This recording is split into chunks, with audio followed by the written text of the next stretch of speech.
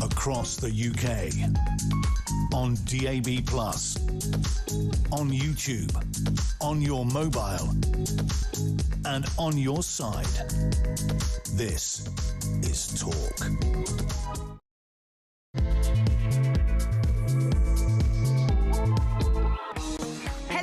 Good morning. Happy Bank Holiday Monday to you, wherever you are, whatever you are doing. Well, thank you for at least being here with me. Or if you're watching this on the app or on YouTube a bit later, thank you in the future. Because, yeah, anyway, you get what I mean. Wow. Labour are at it again, aren't they? Betraying the British public, surrounding themselves with scandal, trying to determine whether changing the man at the top changes anything at all. Will it actually just make things a lot worse? Don't think things can get worse. Or can they? We've got a lot to talk about today as a new week kicks off, even though it's not the beginning of the new working week yet. It is nonetheless a Monday. And so let's try and have some fun, shall we? If you want to join the conversation, the number is 03444991000, and that is your normal network rate. The wonderful Kieran is poised at the blower, ready to take down your details and give you a call back when it is chit-chat time. You can also use that number to send me a WhatsApp or leave me a voice note on WhatsApp. 8722 is the number if you'd rather send a text message. And if you're going to do that, you've got to write the word talk before you text.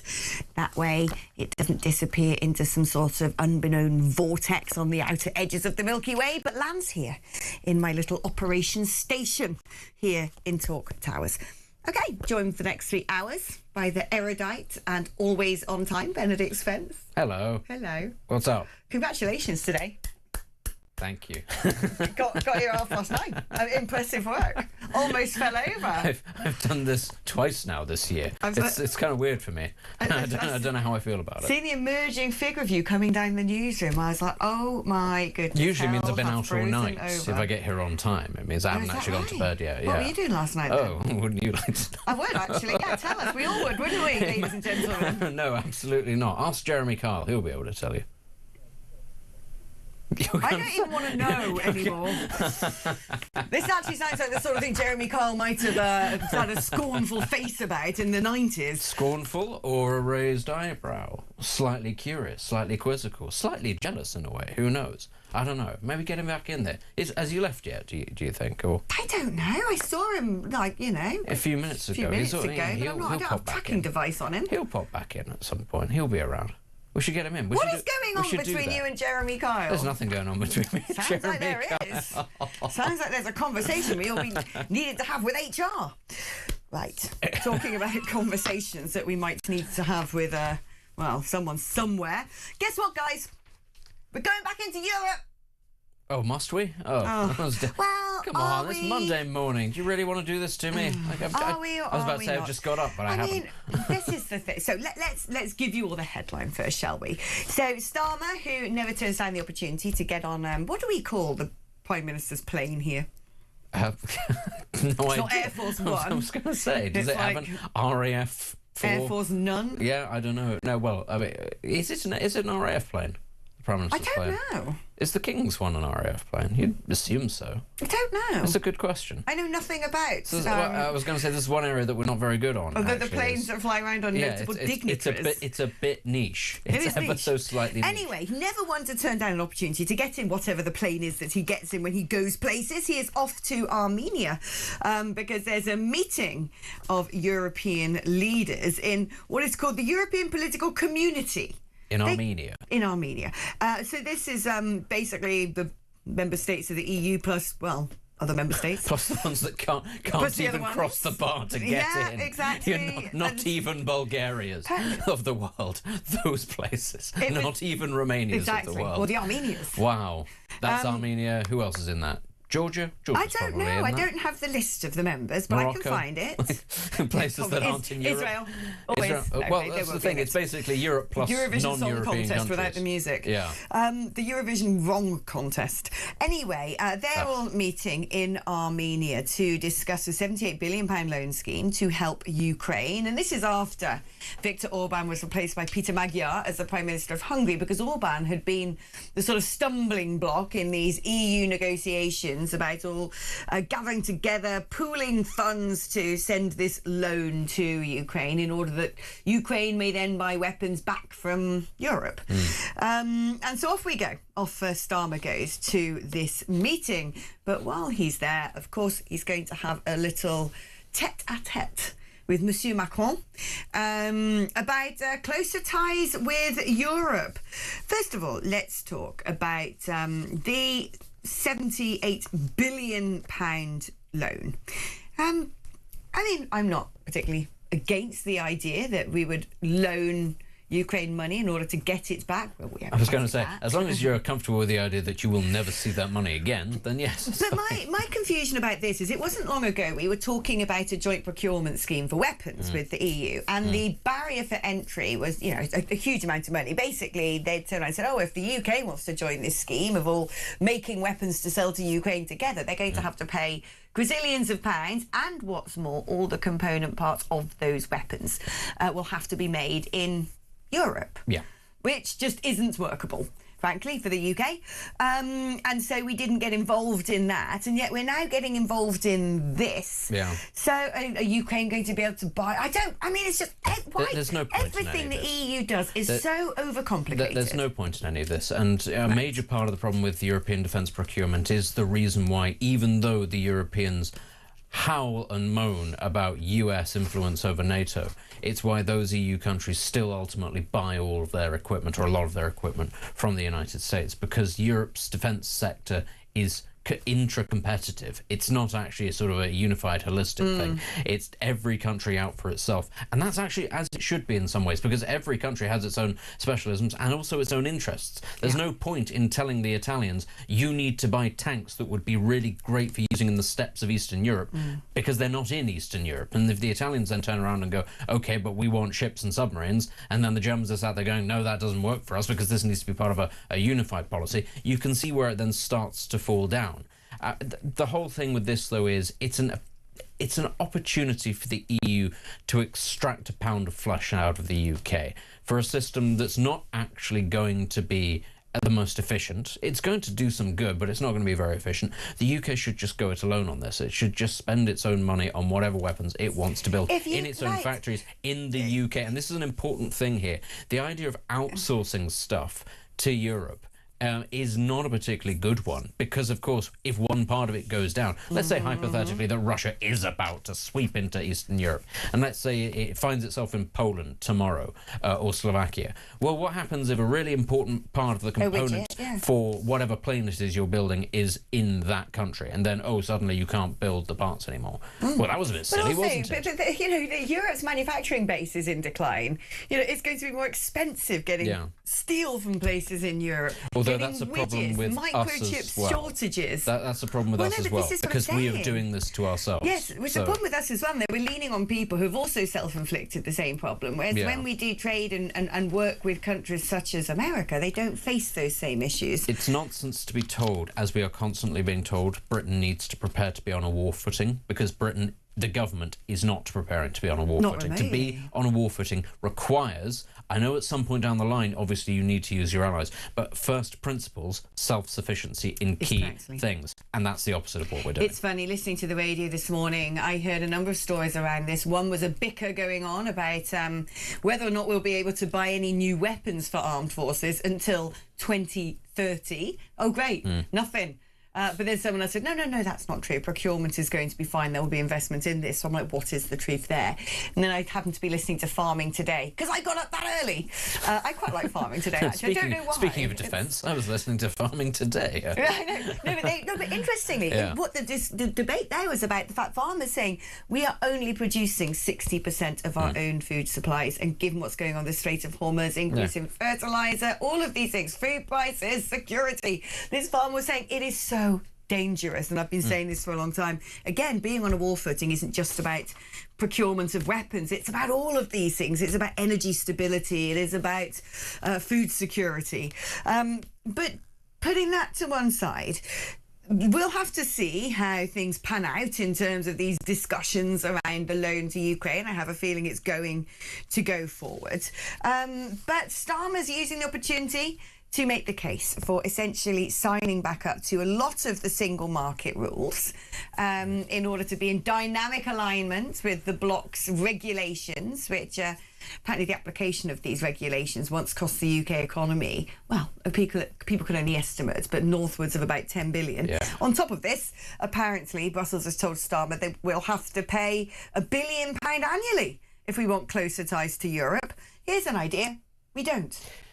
Honestly, all of this is so deeply frustrating because none of this is actively going to improve the general state of the UK economy. You'll see very marginal changes in certain industries and people will then turn around and go, great, now we want more of this sort of thing. But the broader outlook is not going to improve as a result of this. And as you say, it will mean, before any improvement is actually seen, siphoning off even more money to send to the European Union. The whole point about, well, I say the whole point. There were so many points about leaving the European Union, but one of them was the ability to actually compete with Europe, to be competitive, to outcompete it potentially, to set standards, to potentially drag Europe in a direction that it rather should be going in and is deciding not to. If you simply decide to chain yourself back to Europe with none of the benefits that we once had, and let's be clear, none of those benefits are coming back. Yeah, this is a really key thing for everybody who says we should be rejoining. They will not give us a single thing that makes our lives particularly easier because they will want to make an example of us. So just get rid of that idea that rejoining the EU would improve anything at all. It won't. But the thing is, they are going to use it to nobble any opportunities that we might have to outcompete them on certain areas. A big thing, of course, with that is AI. Now, I know that AI is a pie-in-the-sky thing for a lot of people because they don't know what it is, they don't know what it means, but trust me when I say the UK is genuinely one of the potential powerhouses in the world for AI development. In London, around the King's Cross area right now, so many companies, despite the insane tax regimes we have in this country, they're still investing, and they're investing basically for one of two reasons. One is that we are close enough to Europe without being nobbled by its regulations. The other is that we produce so many scientists in our system. It's based on our universities. So many more. We punch so far above our weight, and the numbers that we produce compared to the entirety of Europe is insane. That's why they're here. The European Union will come for that industry. It will try to nobble that. Well, it already has. Well, it already has, hasn't it? Because we were supposed to have this massive investment in the north of England with a big sort of AI data centre, which was set to basically add, over the course of the next however many years, tens of billions. Not just a little bit. Tens of billions to the UK economy. It didn't go ahead. Why? Well, a number of reasons. One was planning, one was energy prices. But another huge one was the EU's copyright legislation, GDPR legislation, which we are still forced to follow. Which means that as people are developing AI and they want to put source material in, you can't use that, you're not allowed to touch that. So what's the point? Because developing AI depends upon data sets, and if you're not allowed to have any data sets, well, just go away, find somewhere else then. And just to take this all back to what we started talking about, AI is the future of defence. I know that it might seem scary and abstract to a lot of people, but that is where defence is going to be. At the core of defence policy needs to be artificial intelligence. It also needs to be robotics as well, but artificial intelligence is essential to that. If we allow Europe to actually destroy a budding AI industry because of what? Vindictiveness, or because they don't quite understand it themselves. I mean, that would be a betrayal on just an unbelievable scale. We have a golden opportunity in this country. We don't have a lot of golden opportunities in this country, but this is one. And it just seems to me that our government is probably going to allow it to be destroyed slowly, or eroded at the very least, simply because it is still mentally wedded to the idea of the European Union. So this is the other thing. The EU said that the UK would have to pay into European structural and investment funds. Now, this is basically how they do this sort of Robin Hood share the wealth in Brussels. It's like everyone pays in and we give this money to those who are the poorest. So you're either the net contributors or the net benefactors. At one point, Poland was doing really well out of the EU. So well, in fact, that they've all gone back home because they can probably earn more money and have a better life there. But we'd have to pay into these funds if we want to participate in the EU's single market for electricity. Now, let's break down this single market for electricity, shall we? We have had a situation where we share energy with France anyway. We've got huge underwater pipelines between us and France. So on days that we produce more energy, France takes surplus from us and vice versa. But being part of the EU single market for electricity means probably following the EU's rules on electricity prices being tethered to wholesale gas prices, VAT on those prices. But also, this is the continent that has an energy crisis of its own making. Germany got rid of all of its nuclear power. Spain has put in lots and lots of solar panels, but apparently have to keep shutting more down because surges in the grid meaning they get blackouts, as we saw last summer. And they also want us to dynamically align. In fact, we are now dynamically aligned with their net zero targets, which are even more onerous than our own. And so why are we, Benedict, obsessed about shackling ourselves to a declining continent that is historically made dreadful decisions? In fact, many would argue, increasingly across Europe now, the appetite is for lots of countries to leave or to start diminishing their relationship with Europe because so much of this sort of economic stagnation has emanated from the global socialist bureaucratic behemoth that is Brussels. The appetite, I think, stems from a post-imperial vision of Britain's role in the world. Once upon a time, if you entered politics or the media or anything in this country, you could be pretty much guaranteed of a significant enough role because Britain was the power, or perhaps the number 2 power on the planet, and it had influence all around. It didn't matter if it was in Europe or Africa or the Americas, there were opportunities for you as an extension of the opportunities presented by British power. That no longer exists, but the institutions still like to believe that they are producing people of a certain quality. That has positives and negatives. One example, of course, being that Oxford, Cambridge, UCL and Imperial produce data scientists of the caliber that they do because it still has the mindset of a world-leading sort of sector. On the other hand, you are also then producing politicians who, rather than then going into an imperial structure, are going into, well, you have to say a regional structure at best.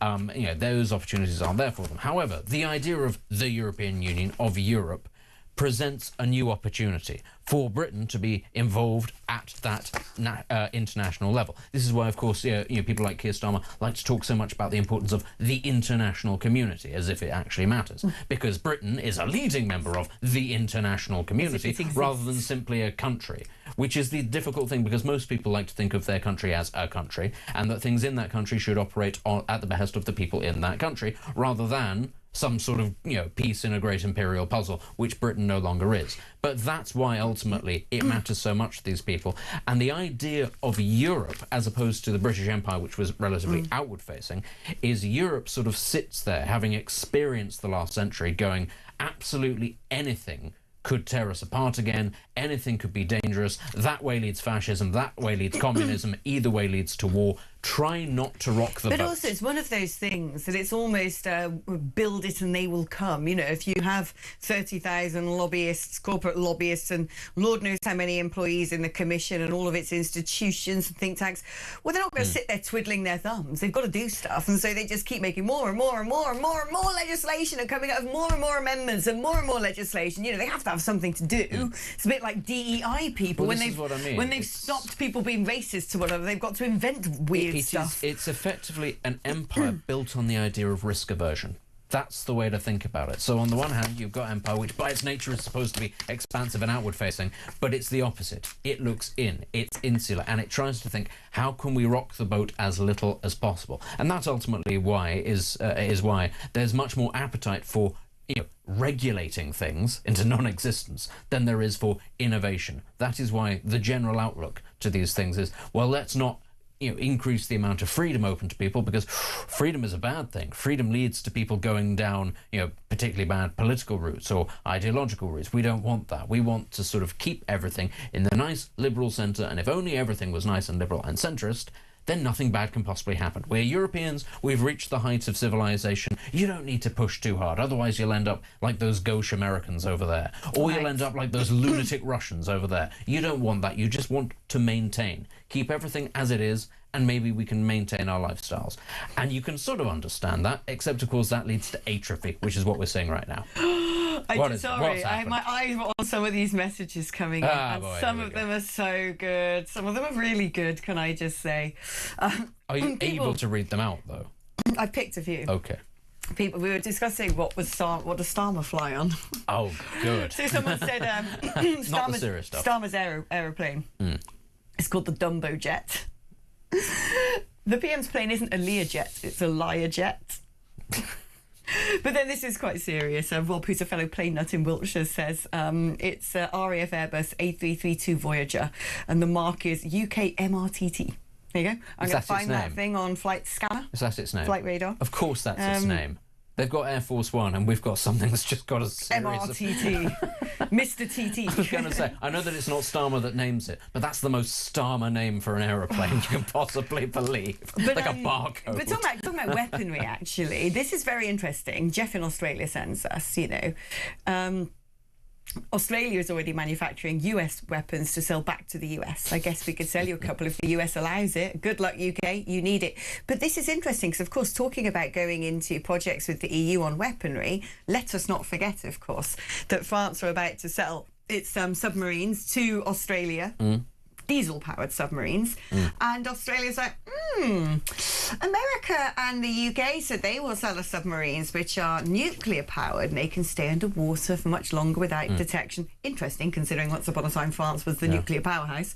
And so AUKUS was developed, much to the chagrin of the French. So I don't necessarily think of... The mistake that the French made was that all the instructions were in French. If they'd just done them in English, the Australians would have been more inclined to maybe buy them. But the thing, of course, with that particular project is there has been a lot of anger subsequently because, of course, it's taking a lot longer because of who we are to actually manufacture these things in the first place. What you could say about the French is, as much as the quality, the technology might not be top tier, they get things done a lot quicker, which is partly why, of course, they were able to roll out nuclear power at scale across the country on a timeline that we simply couldn't fathom, which is why their electricity is a lot cheaper. But this is another important point, just to sort of bring this all back.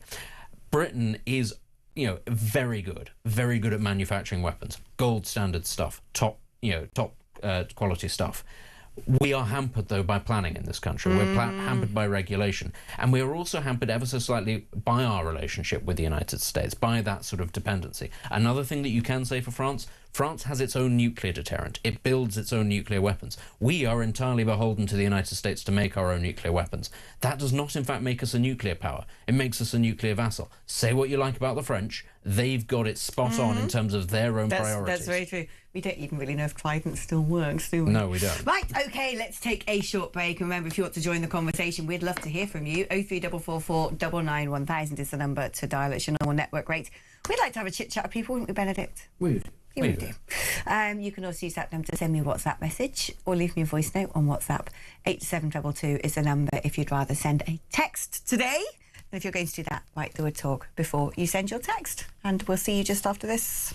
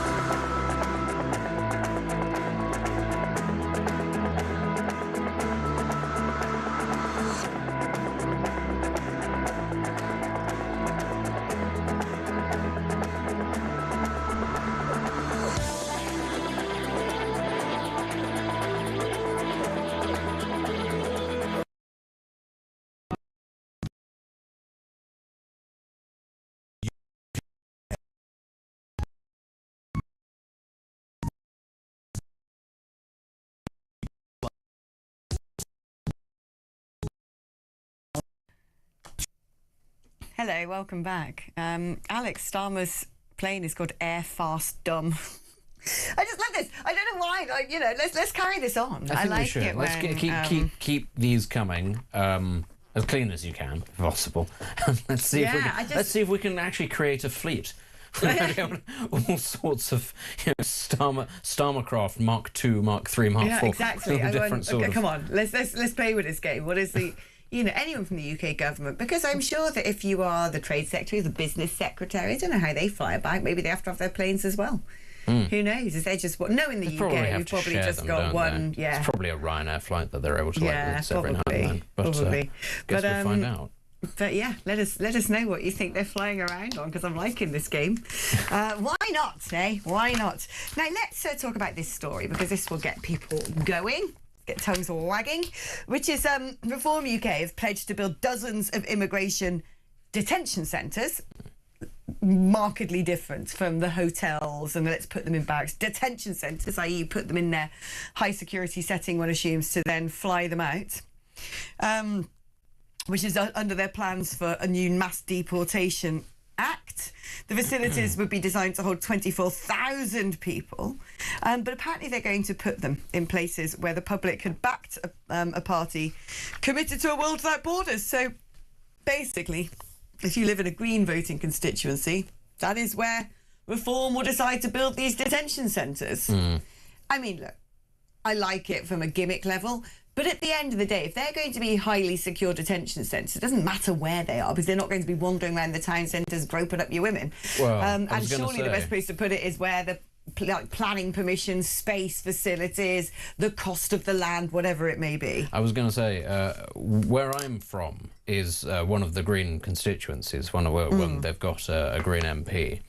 And there's a couple of things I could say about that. But the first thing that I would say is, given that it is a valley and it's quite known for flooding, I'm not sure it would be the smartest thing to build. The only places used to small boats. Only place in the Waveney Valley that I can think of that would have the sort of land needed would flood quite regularly, and I just don't think that that's a smart idea, because yes, whilst they might be used to small boats, they might also be able to float out of the top of the fences and get out. So I think that would be a bad idea. The problem I have with this, when it comes to detention centres, the thing that gets people's goat is the fact that the migrants are basically able to wander about the place. Yeah. The word detention suggests quite the opposite, that they wouldn't be sort of, going down for jollies at the local nightclubs and working as delivery drivers. The thing is, migrants come one route, basically. We all know what part of the country they come via. The shortest point from Europe to the UK, they cross there. Now, there are some Green constituencies around there, but not all. What would be the point in taking migrants then halfway across the country to stick them in a detention centre, at which point you increase the cost for a start, but also the risk that, given that these things are run by criminal gangs, if there are people that they would like to spring, you increase the possibility for them to escape. But the other thing is this, about this proposal. First of all, if you're going to build detention centres, I don't think it really matters where. You just want them with most convenient, most capacity, cheapest, get them done, get these people deported. No, opposite. They need to be as close to the source of the problem as possible. Yes, that's what I'm saying. They need to be visible, and I'm afraid they need to be expensive. You can't build these things on the cheap. No, but I'm not saying make them deliberately cheap. What I'm saying is, if it's going to cost, building on Greenbelt in, somewhere in West Sussex compared to some sort of post-industrial horror zone in Essex, you have to construct these things where you have the capacity to build them in a way that makes sense. You're not sort of throwing good money after bad.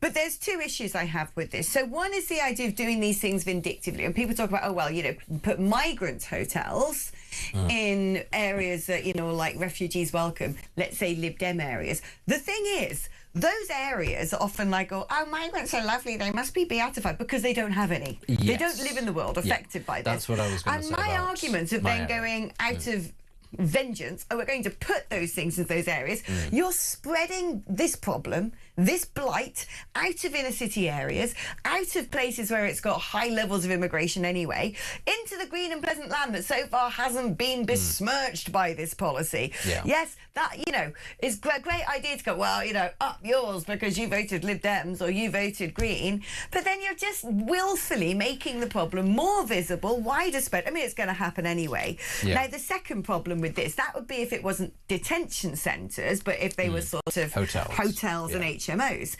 The problem with this detention centres in green areas, and this is where I think Reform have been a bit too hasty and gimmicky with this policy, if I'm honest.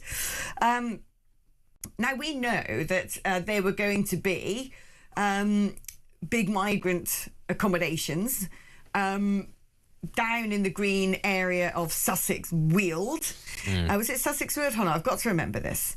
There's going to be 600 asylum seekers placed in the constituency of the Green Party's deputy leader, Rachel Millward.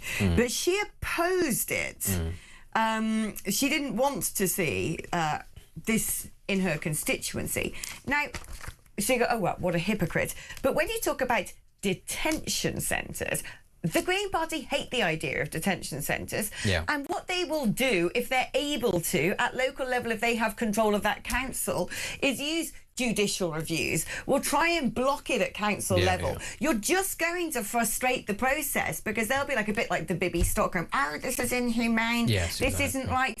Why pick an area to build a big detention centre where the local authority are going to pull out every single stop to prevent you from doing that, because they will say from their moral high ground detention centres are against human rights. Yeah. I like the idea of, it's a great gimmick. It's a great gimmick to capture people's attention, but it's never going to happen like that, as you say, for those reasons. I kind of just think, why? Just say we're going to build massive detention centres. Done.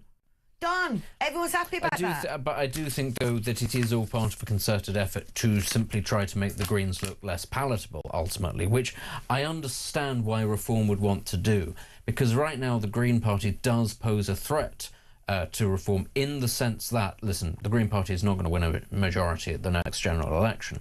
But right now, where we're sat, the biggest threat to Reform from becoming a government is not the Conservatives or not Labour as an individual entity. It's the prospect of a left-wing coalition, in which case the Greens are strong enough in enough constituencies that Green voters, Labour voters, Lib Dem voters, SNP, they all vote tactically at a general election, and that's how they work to keep Reform out. Yeah. You want to try to erode... Listen, the Greens are a real flash in the pan. They've come almost out of nowhere off the back of insane social media presence. It's done tremendously well. That... and the fact that nobody really pays attention to the policies that they come up with. And then the third thing, which is that for decades now, the Greens have hidden behind the veneer of middle-class respectability. And that's what I was going to say about my area of the country. When I was back there recently, you could not move. There were just green placards everywhere, back posters saying vote Green, Green's winning here, all that kind of nonsense. And the reality is, these are not hippies, and there is almost no immigration in this part of the country. Yeah. It is middle-class people who actually don't have the faintest clue what Zack Polanski stands for, who the people he's getting into bed with. They simply respect and like the idea of a clean environment because it is a luxury middle-class party, or has been for a very long time. And that's what you need to try to destroy. You need to get rid of that idea that it's an alternative to Labour, because people will transfer their votes. It's interesting. Someone's messaging, so Alex lives in a Lib Dem area and Spence in a Green area. I wonder why you're arguing against migrants near your homes. We all argue against migrants near our homes. Yeah. But the reason I live in that area is because I was fed up living in London with the crime, the harassment, the meteoric rise in rent because there's not enough housing. And so I moved to an area where those things didn't exist, because I got to do that. And I moved back to the county where I was born. I now have to commute a long way in. I haven't suddenly become a Lib Dem voter. Do I want migrant hotels in places that don't have them? No. And you're basically, and you're back, you're not back in your area because you're suddenly a Green voter. That is where you were brought up. This is where I was brought up. And it's worth noting that actually this is a place that has been in my lifetime. It's returned a Green MP, Conservative MP, Labour MP. It is not a place where everybody has a view. It swings pretty wildly. Now, let's quickly do some more of these planes because I like them. If Rachel Reeves had a plane, it'd be called the Wealth Bomber as she's bombing the economy. Is the plane called the Lord Ali Express? There you go. Keep your thoughts coming in on all of these stories. Numbers on the screen there. We're going to take a short break now. Don't go anywhere. When we come back, we're going to be joined by Carl Turner, who is a Labour MP, Independent MP now for Hull East. I think the whip has been suspended. We're going to be asking him about everything from leadership battles to Starmer jetting off to Armenia. That's after this.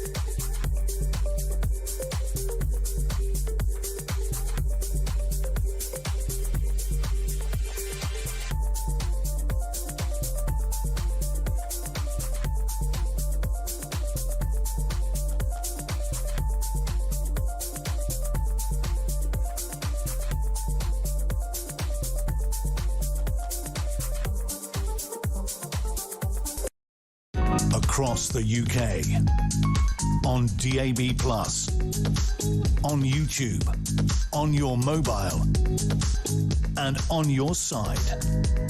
This is Talk. Hello and welcome back. And let's speak now to Carl Turner, Independent MP for Hull East. Hello, good morning, Carl. Good morning, Alex. Now, are you permanently independent, temporarily independent, wanting to become a dependent? What is your status? What are your political pronouns? Well, I don't know, Alex. I'm independent for now. I'm told by the whips that it'll be under review. They've not been communicating with me in recent weeks. I suspect what I need to do is beg and plead, get on my knees, kowtow to the chief whip and pretend to the world that policy that I happen to think is a terrible idea is actually a good idea. So the prospect of me returning anytime soon is unlikely, I think. Oh, well, let us help you along with that, shall we, today? By basically helping you stay nice and independent. A bit like a Brexity MP, really. Let's talk about this idea of Keir Starmer wanting to forge deeper links with the EU, and the EU basically saying that's going to cost you £1 billion a year. Where do you stand on this one? Because, you know, there's people going, oh, God, why do we have to resurface the Brexit debate? Of course, there's all of those who wanted people to get back in the minute that we got out. There are people who are Puritans who'll say it's anti-democratic to drag us in. And then there are all the arguments around whether this is economically beneficial or not. So where do you stand on this one? Look, I think what Keir Starmer's plan has been is to get closer alignment with the European Union. I think it's a sort of Swiss-style selective alignment, but that would mean paying in but not taking part in making the rules. So you can understand why people would be opposed to that idea. But the reality is, in my view, the economy is struggling. Is it entirely about Brexit? No, it's not. But was the economy affected by leaving the single market and the custom union? Yeah, I think it was. Would the people in my constituency accept moving back in if it meant the custom union and the single market? I don't think they would, because that would require free movement. And people in my area, I think, in the main, voted to stop the free movement of peoples into this country and people from this country going into the EU. I think it was a mistake, Alex. I've always been opposed to the idea of leaving the EU. You and I disagree on that. But my constituency voted 74% leave, and sometimes you've got to listen. Indeed you do, and perhaps we should be focusing more on the things that we could be doing, grabbing opportunities that came our way. Let's talk about the idea of the £79 billion loan to Ukraine. I mean, someone's messaged me this, because I think this is quite an interesting analysis. So we're giving $1 billion to the EU. So the EU could give it to Ukraine. I mean, these are actually different things, actually, to buy weapons from us. So they're using our money. We've given them for our own weapons. So that means we've used our money to buy our weapons to give to Ukraine. This is the thing about the loan concept, isn't it? We're going to be sort of putting money into a kitty to give that to Ukraine, and then Ukraine can use that money to buy weapons from us, and then in theory, Ukraine pay that money back. If Ukraine don't get around to paying that money back, well, what the viewers just said there kind of stands true, doesn't it? Well, look, I think what the idea is we pay into a pot, which is paying into a system of the European Union, and the EU then let that money go to Ukraine to fight Russia. I mean, we're going to be putting in anyway, aren't we? That's the truth. I think we've just sent them 680 million quid a few weeks ago. That's a soft loan. I mean, the idea, the prospect of getting that money back anytime soon is for the birds, isn't it? I don't know. I've not been involved in the discussion. Well, I suppose all of that depends upon whether or not, you know, Zelensky and Ukraine will prevail. And this has been going on an awfully long time. It's become a war of attrition. Some might argue because Europe's done the sort of just about enough. You either give Ukraine everything so they can throw everything at Russia, or you're kind of perpetuating the problem, potentially. Well, I think that's fair, to be honest. I think, look, the reality is we have to be involved, in my view, because we have to stop Russia. It is incredibly worrying. It has affected our economy, and indeed that's why the Prime Minister talks of war on two fronts. It is affecting us. It's affecting us in everyday life. There's queues at petrol stations. They ought not to be, in my view, but people, when the Iran conflict began, were actually queuing outside of petrol stations. So that tells you, that gauges how people feel in their lives about the effect on the economy. And that's a problem for us all, I think. Let's talk now about potential leadership competition at the heart of Labour, the replacement of the Prime Minister. He's told MPs, it's been said to MPs, if you axe him, there is the risk of a snap general election. Now, this may be because there will be market turmoil, there'll be a lack of confidence all of a sudden if the economy crashes. The arguments against not having a general election with a leadership competition become thinner and weaker. But is this the time and the place? Because you look at the various runners and riders, it's not exactly as if there's a long list of people who could take over from Starmer. It seems to me that Rayner's bid could already be toast, that Ed Miliband suggested he would take a step back to guarantee him a position of becoming Chancellor. Woohoo, can't wait for that. And so at the moment, it looks like it could be between Wes Streeting and Andy Burnham. Do you support the idea of replacing Sir Keir Starmer? And if you do, who do you think would make the ideal successor? Well, first thing, Alex, I would say is we need a reality checking the Labour Party, because the truth is Keir Starmer's not going anywhere. He's not going because he was elected in July 24 as the leader, as the Prime Minister, with a fairly substantial majority. It wasn't a mandate, by the way, from the British public to have a Labour-led government by Keir Starmer. It was getting rid of the Tories. People were sick and fed up of the incompetence of 14 years of a Tory government, and they kicked them out. They gave the Labour Party a chance to govern on the basis that we'll give you a chance.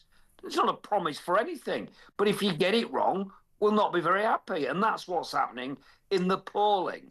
But Starmer's not going anywhere soon. He's the leader as long as he wants to be the leader, in my view. I think it's wishful thinking that we're going to have a Burnham-led Labour Party anytime soon, because the National Executive are not going to change the tune, in my opinion. Who is the contenders then? Well, I'd heard that the National Executive Committee have intimated that they wouldn't this time prevent Andy Burnham standing in a by-election should one happen to be called in, I don't know, Bootle? Well, I hope that's right, Alex, because I think it was a mistake of the NEC to block Burnham in the first place. But I didn't blame the NEC. I blamed Keir Starmer, and I spoke to the Prime Minister directly about this issue at the time. I asked him not to go to the meeting and block Andy Burnham. This idea that you've got to block somebody who wants to be the leader of the Labour Party. Well, if you do that, if you look around the PLP, most people want to be the leader of the Labour Party. What are you going to be left with? Don't be frightened of a potential challenge. Get the man in the room and tell him why it's a bad idea. Don't fear it. Let him in. That's what he should have done in the first place. But I don't think the NEC is suddenly going to be able to change their opinion. What do they say? Well, we was worried about a by-election in the mayoralty, but we've changed our mind now. Yeah, that's true, because actually the argument they gave in the first place was, you know, it's rather egregious to trigger another election. Although apparently the argument is being made, isn't it, that, oh, we've got the perfect person to replace Andy Burnham as Greater Manchester Mayor. So perhaps the NEC will turn around and go, oh, well, now that's come to light and we now know who the candidate would be. We're not opposed to this anymore. Well, that was never the argument put by the NEC, though, was it? They didn't say, well, you've not got the right candidate in place to win the mayoralty. They said it was too costly for the Labour Party in financial terms and for the country, because elections for a mayoralty in a massive region like the Manchester region costs the taxpayer money. That was the excuse the NEC were giving. So they can't change the tune now, in my view. And in any event, there's 40 members of the National Executive Committee in the Labour Party. There's an election for new members in July, I think it is. There's potential for 16 more soft Labour, left of the Labour Party leaning members to come in. But it's the Prime Minister who decides who's on those subcommittees. And the subcommittee in question ain't going to change, in my view. So if the PM wants Burnham to be blocked, he'll still block him. Unless Andy's done some magic trickery negotiation that I'm unaware of, whereby he's persuaded those NEC members to change their minds. That might be true, Alex. I'm not making light of it. It might be right. Carl, you're probably right about this. You know, very often there are stories in the media which are there mainly to just keep journalists titillated and generate headlines. But we'll see. We'll see. It's not as if he's the world's most popular Prime Minister.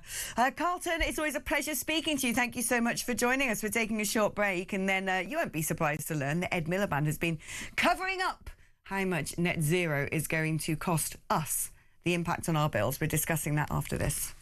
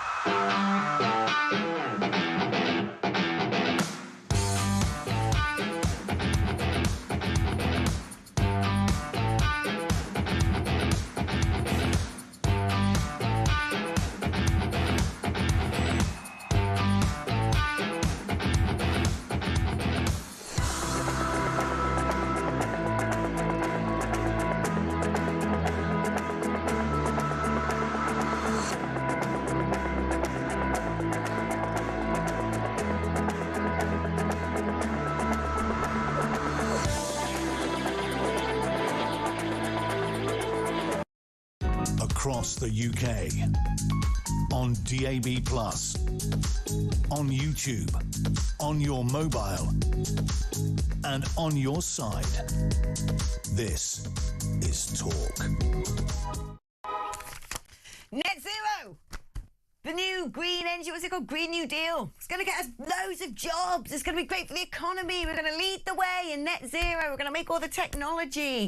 Britain's going to be the most, successful, prosperous nation as a result of this zealotry. Or is it?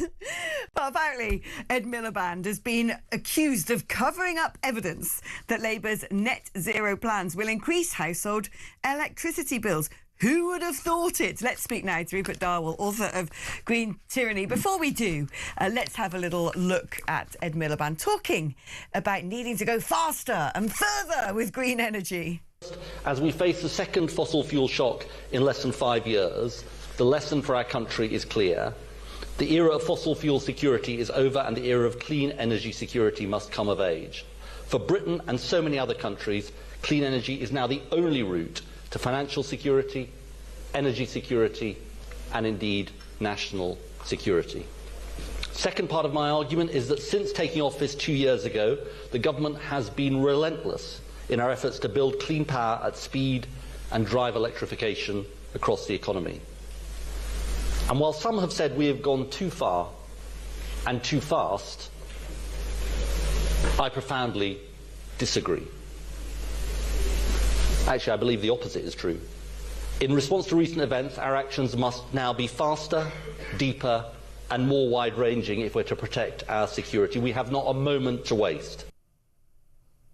So how much is that going to cost us then, Rupert? Because Ed Miliband ain't telling us. Yeah, well, at least someone in his department can add up. That's the good news. We know that he is being told the truth, that net zero is going to cost the British economy an arm and a leg. And we're talking about trillions, Alex. I mean, really is trillions. And it will make us all poorer. It will wipe out a lot of energy-intensive manufacturing jobs and shrink the economy. He talks about we need to do this for national security. What is particularly secure about asking China to build swathes of windmills and solar panels that could have kill switches in that they might be able to remotely intercept and operate? That doesn't seem like a great idea, writing a giant charity cheque to one of our national foes while we industrialise. Well, he went to Beijing, signed an agreement with the Chinese Communist Party, came back to London and wouldn't tell anyone what he'd actually signed Britain up to. The idea that relying on intermittent, weather-dependent energy makes us more secure is so ludicrous. It doesn't bear saying it. The fact is, Alex, that hydrocarbons, oil, gas, coal, if we're allowed it, are essential for modern civilization. And actually what the oil shock shows from Iran is just how dependent modern civilization is on fossil fuels. And then if you look across the Atlantic, you'll see that the United States is doing pretty all right. And that is because it exploits its own resources, its natural gas and oil. I mean, talking about exploiting its own resources, something that he's not been able to cover up, unfortunately, he has tried, is other people's opinions. Because ever since the closure of the Strait of Hormuz, a lot of people who might otherwise be banging the same drum as Mr. Miliband have come out and said, well, do you know what, we need to extract our own fossil fuels from the North Sea, including, and this is my favourite one, who apparently has now had to correct what he said, so clearly Miliband did get to him. Viewers may remember that Ed Miliband spent billions setting up GB Energy. This is 8 billion, 12 billion, I can't remember now. And then all of a sudden it managed to employ one man, Jürgen the German, Jürgen Meyer. I think so far, out of all this money, it's put some solar panels on a hospital, and that's about it. Anyway, even Jürgen, our good mate Jürgen, turned around and joined those in favour of producing more North Sea oil and gas. Everyone's at it. Tara Singh, who's the recently appointed chief executive of the renewable energy industry lobby group Renewable UK, thinks Britain needs to extract fossil fuels. Greg Jackson, chief executive of Octopus Energy. I mean, everybody, basically. But Ed Miliband thinks that this is essential. What is wrong with this man? Is he just a mad zealot? Is he going to pay all our energy bills for us? He is. It is intensely ideological. It is environmentalism. He's a deep Green, and beyond that, he's had a very significant role in the international climate negotiations. So he was at Copenhagen in 2009. Do you remember? I mean, some time ago now, but Gordon Brown was saying there are 150 days to save the planet, and the build up to Copenhagen. Well, that climate conference was a disaster. But out of the ashes of that conference came the Copenhagen Accord, which then turned into essentially it was the seed of the Paris Agreement. And Miliband had a role in that. So it's both ideological and it's personal. Oh, Blimmin' he's a zealot, that's what he is. Rupert, thank you ever so much. Rupert Darwell there, author of Green Tyranny. And let us never forget, of course, that there was that one of the most recent COP summits, which was being ironically held in Dubai. They all sat there going, well, you know, green energy is the future, while doing oil deals on the side. They used it as an opportunity to all shake hands. Oh, we're really missing the boat on this one. Anyway, your thoughts on everything we've been talking about. 0344 499 1000 on WhatsApp, 87222 on text. Like talk before you text. We're taking a short break. Back after this.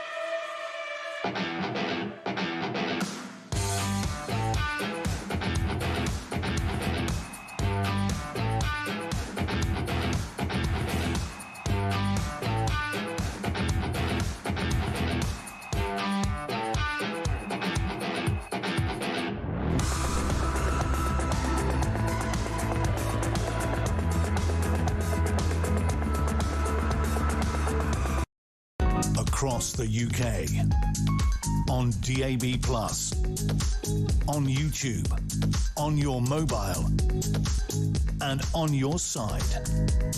This is Talk.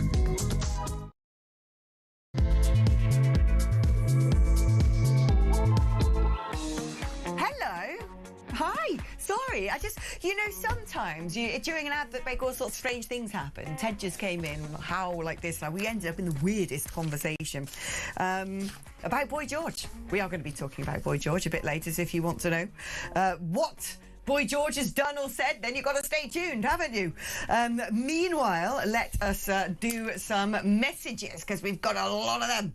So, first of all, Richard Thomas says, I can't agree about your point about local Green authorities pulling out all the stops to prevent migrants settling in their communities. In Crowborough, we had migrants bust in overnight, and it was a case of raise your objections later. No. Okay, let me explain, because what I was trying to say is, first of all, there's already been precedent of the Green MP, I've got all my paperwork here, Green Deputy Leader Rachel Millward opposed housing migrants in her local area, despite saying refugees welcome here. So, on that front, what I'm saying is they've already done this. But what I was trying to say is, because it's sort of woke Green policy, isn't it, to not allow detention centres. Oh, they cried at the Bibby Stockholm. Never mind the fact it's perfectly good for people who worked on oil rigs. Our precious, beatified, beautiful, kindly migrants. You know, the scientists, the doctors, the lawyers and engineers who come over on small boats. No, that accommodation wasn't good enough for them. Well, if that's how they felt about the Bibby Stockholm, when it's an actual detention centre, which is basically a prison, the local authorities, if it's run by woke greenies, will be using judicial reviews and everything to try and stop it. That's the point I was trying to make. To which somebody says, who did understand that element, aren't you doing exactly the same that we... aren't you doing exactly the same that we've criticised the Tories and Labour for doing, saying we can't do this, or there'll be objections to that, which is allowed over the years for the soft Liberal left and socialists to have their own way. Well, no, what I'm saying is, whether you like it or not, they will try and frustrate the process legally. OK, so Reform will turn around and go, we want to build a detention centre in Brighton, and Brighton Council will say, that's awful, poor migrants, and they'll all be out with their placards and their short fringes, you know, having a song and dance about it and gluing themselves to things, preventing JCBs from going. It will make something that needs to be built tomorrow take about 2 years and cost twice the cost. Whereas if you found a big industrial wasteland in the middle of Essex and we're going to build a good detention centre there, and we're going to feed, you know, it's going to have 25,000 people in, barbed wire fences, no one's coming out, and they'll be chucked into Hercules and sent back from whence they came. I can't imagine the good men and women, the reform voting men and women, or the reform-led councils of Essex going, no, we object. That's what I'm trying to say. That's my warning about anything that sounds like a gimmick can oftentimes backfire. I'm not saying, we should give the lefties what they want. We shouldn't build detention centres. I'm just making a point that if you want to build something quickly and you want it to be functional and you want to deliver as soon as possible, because this is a national crisis and people have put their trust in you to actually get something done that has been not able to be achieved in years and years and years, why make it more difficult for yourself for the sake of a good headline? That is all I'm saying, OK? That's my opinion. Look, everyone knows that I'm not exactly going to be joining the blue crowd nose-ring throngs in opposing detention centres. Get them stuck up. I'm just saying that, you know, sometimes you've got to be pragmatic and tactical in politics, and maybe it will work. And maybe all the Greens will be like, oh no, boo-hoo, we've got a detention centre here and we don't like it. I just think it's inviting trouble. I don't know, hasn't been tried yet, but yeah, just saying. Now, this is a rather sad message that I'm going to read out, because this is exactly the problem that we have now in the UK. Alex, my friend who's a single woman who recently retired from work, so I imagine she's a sole, not elderly, but older woman, woke up one morning to find her next-door neighbour's house had been turned into an HMO. She now has 6 migrant men living next door. She's a recluse, too stressed to leave her house. The estate agent said the price of her property is now 80% lower than it was 3 weeks ago. Now, 3 doors down, another property is also an HMO. This government should be forced to compensate people for their losses. It's disgusting.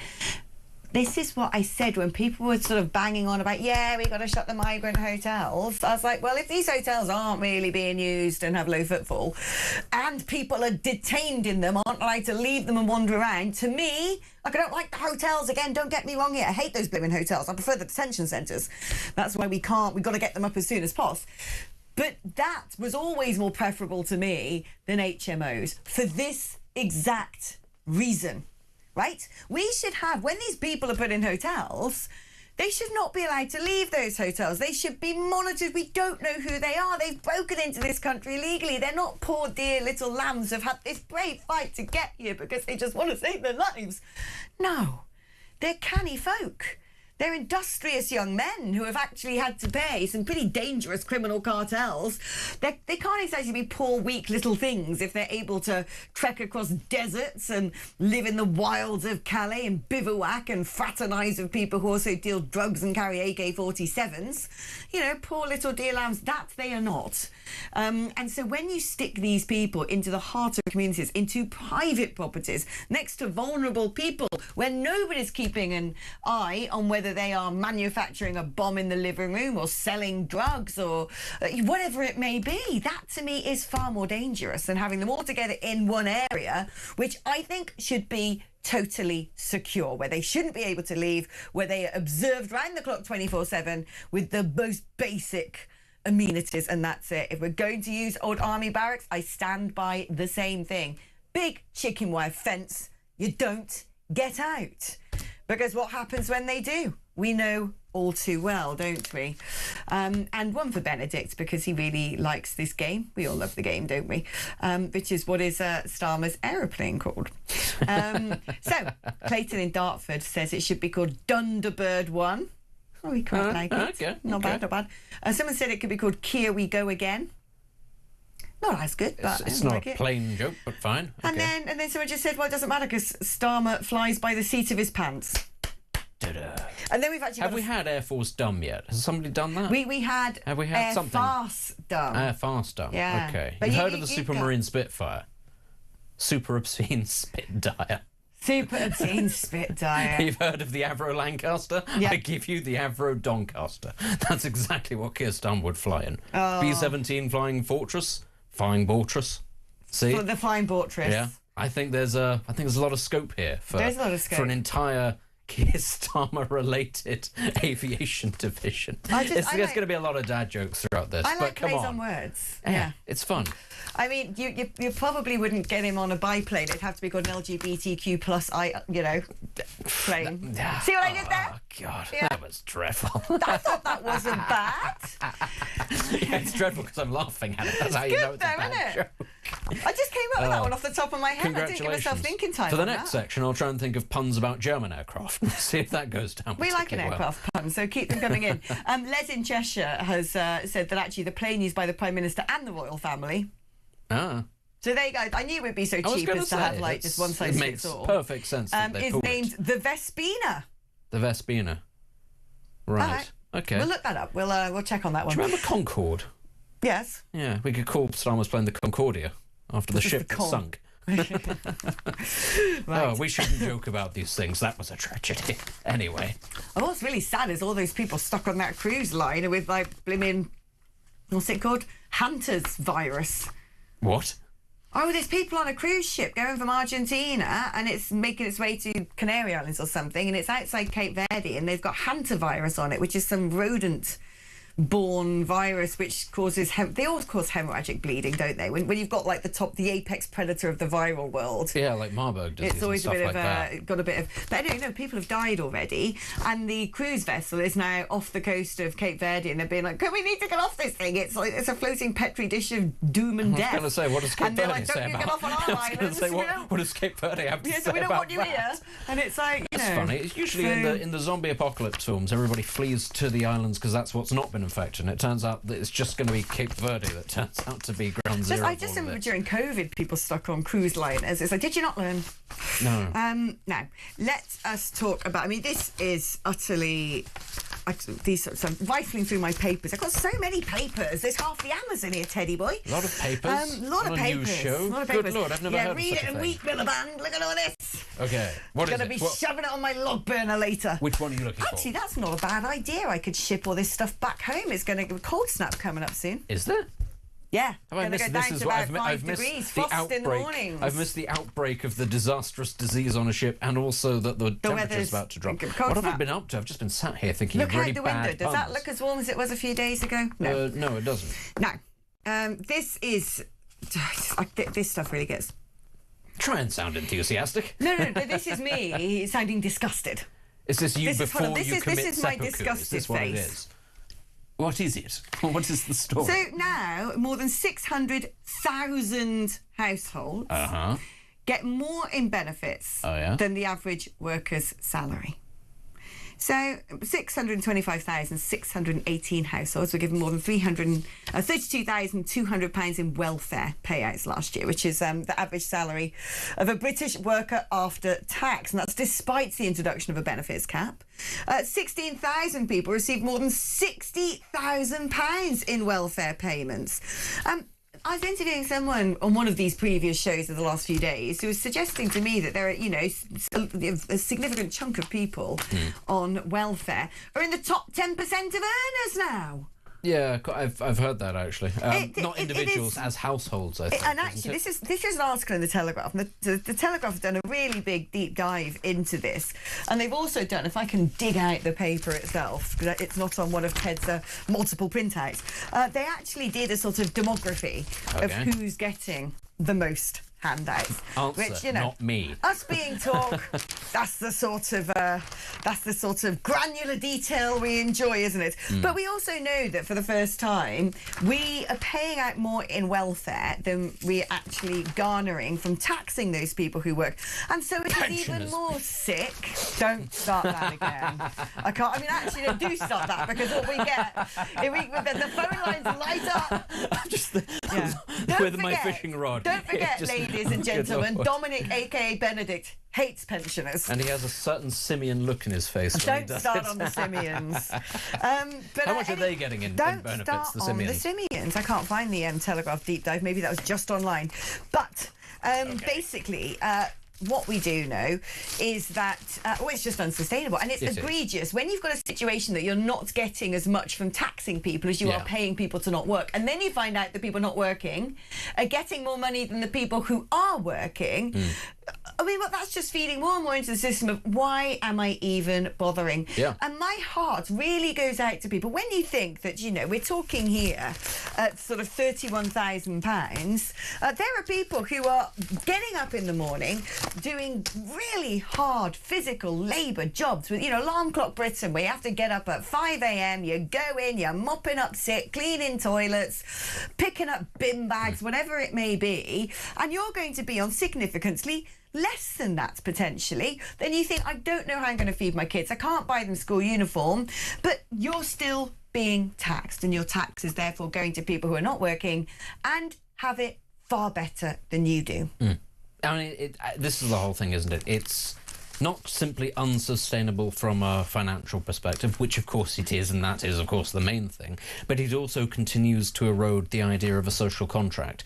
How is it that you can persuade people in society who do this kind of work and are locked out of having children and buying houses, not because they are lazy and feckless and don't work hard enough? They do. The point is that money is taken away from them in the form of general taxation and other things, which means that they cannot continue with the social contract. At some point it will break down, and that's when you start to get people deciding they're going to emigrate, they're going to try and find ways not to pay tax, and when you then get a government turning around and saying you need to be on a war footing, you need to be prepared for all sorts of eventualities, that's when you then start polling the population saying, would you be prepared to fight for your country? And half of them go, why would I do that? The country doesn't give me anything. And then on the sidelines, you have all sorts of people sitting there going, oh, woe is me, I need help. And lots of other people going, well, young people today are lazy and feckless, and it wasn't like this in my day. The answer to which is the reality doesn't bear that out. If you want a society that functions, if you want an economy that functions, you have to make it fair, and you have to make work pay. And ours does not, and has not for rather too long. And this has been the big problem facing the United Kingdom for successive governments. Universal credits, welfare payments, the bloated bill, all the people off sick, especially since COVID. And we know that at one point, about a year ago, the IMF was saying, look, UK, you're teetering on the edge of your credit rating being downloaded, not being able to borrow effectively because your economy is junk, essentially. And then the IMF didn't put that out publicly because they were told, no, we've got this welfare bill going through. We're going to be revising the way we do welfare. Okay. That will help alleviate some of the pain. Except, of course, the backbenchers blocked it. The backbenchers blocked it. Are they going to suddenly turn around and unblock it? No. The Labour Party are utterly powerless to do anything about this. So powerless are they that they were bounced into, creating all this fiscal headroom by not investing in things that desperately need investment, whether it be defence, let's say, for example, is the main one. And then also had to lift the cap on the 2 children only getting benefits. So they're actually going in completely the opposite direction. The risk, of course, if there is a leadership contest, is people like Andy Burnham actually, he might look sort of, I don't know, does he look sensible? I think he looks relatively sensible. He just looks like an average bloke. I think he just looks, to me, he looks like Sir Keir Starmer, but with a little bit of a Grecian 2000. It does. But anyway. That's a bit mean. They've all gone to Lord Ali for their specs, haven't they? They all go to the same place for glasses, and the women all go to the same place to get their hair cut. It's exactly. If nothing else. Yeah, the left-wing fringe and Lord Ali's bins. Yeah. But if you look at some of the things over the course of the years that Andy Burnham has said that he would do, were he to be leader of the Labour Party, it is actually more left-wing, particularly economically, than what we have already. He wants a wealth tax. Well, we know already that doesn't work, as appealing as it may sound to some leftists. We already are at the mercy of the Laffer curve. We had 12,500 millionaires leave London last year and 11,500 the year before, meaning what we have coming into the exchequer is far, far less. He wants to nationalise all the utilities. Does anyone have any idea the price tag of that? Because it is insane. He wants to roll out a national care service. Well, again, a very good idea, but that is also going to cost a ridiculous amount. He wants free transport for teenagers. OK, so if they're not paying for it, well, most of them push through the barriers anyway. So actually, what's the point? He wants to borrow 40 million to build more council houses. He wants no welfare reforms. There it is. Basically, the man wants to not just plant a magic money tree. He wants an entire magic money Amazon rainforest. So good luck, can I say. Hey, good old Ted, lover of the printout, has printed out the detail, the beautiful granular detail that the Telegraph has provided us with welfare. Wonderful. So, looking at those households headed by a person of working age who received over 30,000 in benefits, so these people who are getting more money than the average UK worker by not working, good old Telegraph, they have done it by demographic. So, you ready for this, Benedict? Go for it. Let's hear it. Of the percentage of the population who are claiming that amount, when it comes to the 30, and that actually goes to over 60k as well. Coming in last in terms of the people who claim the least, the people least likely to be living on handouts but actually be working, are the Indian population. Vanishingly few of them are getting anything in benefits, so there you go. Second of all, it is the white population, where 1.3% are on benefits of over 30,000. A similar amount of 35 to 40,000, a similar amount 40 to 45,000, or 45 to 50,000. Then there's a tiny little slither of those who get over 60,000 in benefits. Now, usually those getting over 60,000 in benefits is down to complex disability needs. So let us frame that properly. Now, the total of all populations is 1.46. So the white population per capita come under the national average for the percentage of people claiming benefits, more than those received by, or more than the salary of someone on average working age. Right, then we get into our other demographics. Next up, we've got the black population. 1.65% are on benefits between 30 and 35k. 1.6% are on benefits of 35 to 40k, and around the same collectively are on benefits of 50 to over 60k. Now, the headers of the leaderboard. Let's get into the demographics, who are the ones who are really raking it in. Pakistanis, 3.28% have benefits of 30 to 35k without working. 2.46%, 35 to 40k. And 1.17% of 45 to 60k. Next after that, the Arabs. 5.95% of them are on over and above national earnings in benefits. 2.65% are over and above. They're on, here we go, 40 to 45k. And 45 to 50k is about, let's say, 1%, and 55 to 60k about 0.5%. But top of the leaderboard, the people who enjoy the most to sit at home, get more money than the average British worker, without having to lift a finger, come the Bangladeshis, ladies and gentlemen. Because almost 6% of Bangladeshi households, headed by a person of working age, are receiving benefits of over £30,000. 3% of these households are receiving benefits of up to 40k. 1.4% are receiving benefits of up to 50k. 1.2% of benefits up to 55k. And 1.3% benefits of up to 60k. Now you add all those together, which I can't do quickly, but that's 6, 9, about, let's say, I would say that looks about 11%. So over 1 in 10 Bangladeshi households are being paid more money than the average British worker to not work. Do you like that? Do you like that? Not especially. It's but this is the problem. It doesn't shock me particularly that there is this possibility, because you go through all of those demographics and you go through all those different groups and you work out what percentage it is. It makes perfect sense given the strain that's currently on the public purse. So it doesn't come as a massive shock to me in many ways. This is something that I think people have priced in for a long time. The issue with that is people are not as angry as perhaps they should be, because it is almost just accepted. Well, what are you going to do? The powers that be are going to keep on giving these things to people because that is the attitude. They like having dependence on the state. They like having people who are beholden to them because they think that then they'll end up voting for them. It's a well-tested approach to doing politics in this country. You effectively bribe people to vote for you and you make them dependent on you. Someone's just messaged actually saying, the Telegraph are deliberately missing the point of benefits by deliberately omitting Sharia courts, multiple wives getting single parents benefits.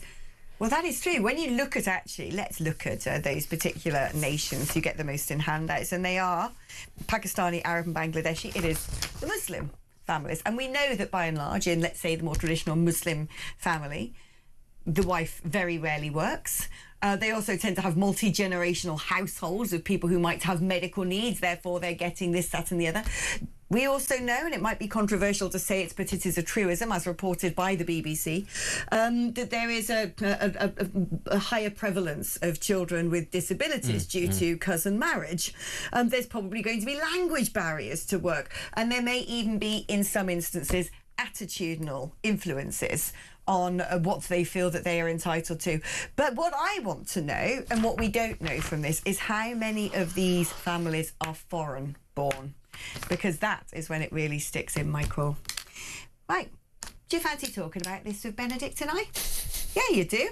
I know Mark in Lincolnshire does, because we're going to be talking to him after the break. But if you want to join the chorus of common sense, then this is all you have to do. Pick up the blower and type in, no, we're not going to pay you to do it, 03444991000. We're also not going to charge you. So there you go, free. You can also use that number to send a WhatsApp message or text us 87222. And thank you, by the way, to whoever messaged Alex is very funny. I like that. She casually comes out with cracking quips. Left-wing fringe and Lord Ali's bins, for instance. I'm glad you liked it. I do my best. I try my hardest. Right, please do give us a call, because it's Bank Holiday Monday. What are you going to do otherwise? I know we haven't got really spicy stories going on today. You know what they're doing? They're all out having barbecues. I can tell it's barbecue weather. Yeah. Is that why it's so, It's the great British barbecue cloudy weather. Over London? That's just multiple barbecues going. Yeah, it's nothing to do with the weather at all. There's no climate change. It's just smoke. It's just smog. That's how it should be. Yeah, no. It's sad, isn't it, when it's a bank holiday weekend and you have all the lovely sunny days when just everyone's before. At work. Yeah, and then also it's like, hey, let's go to the... oh, never mind. Right, OK, Ted, we're going to break now. When we come back from that break, it would be wonderful to hear from you. So numbers are on the screen, 03444991000 for phone calls, and WhatsApp and 87222 for text. Like Talk Before You Text, and we're back just after this.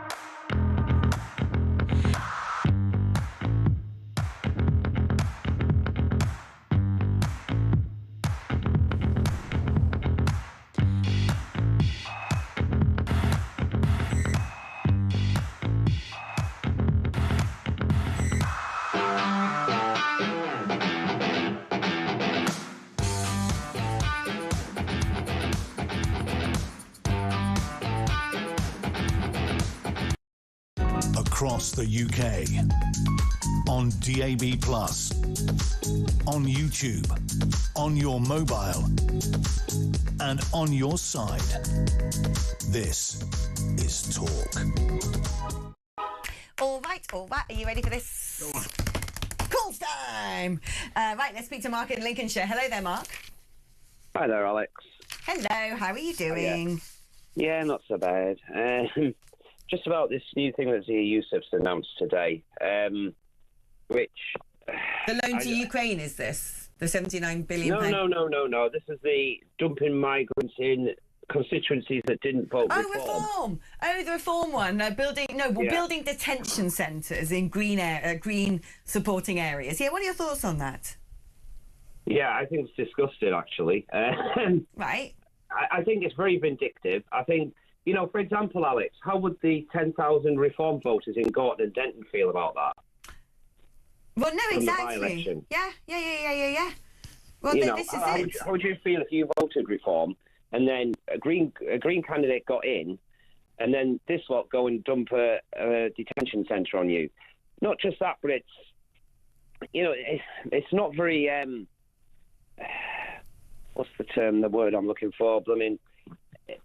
It's not necessarily the best places to put them anyway. Well, yeah, it's not pragmatic. I mean, this is my argument, okay? When you're coming up with government policy, you look for, if you have to do something like roll out the construction of massive detention centres as quickly as possible, you need to go somewhere where you've got a secure environment, where it's not going to impact the local community, where you don't have any difficulties with planning permission, where you might already have some sort of extant infrastructure which would speed up the project, and where you're not going to have people who are going to sort of push loads and loads of judicial reviews and legal blockages against this.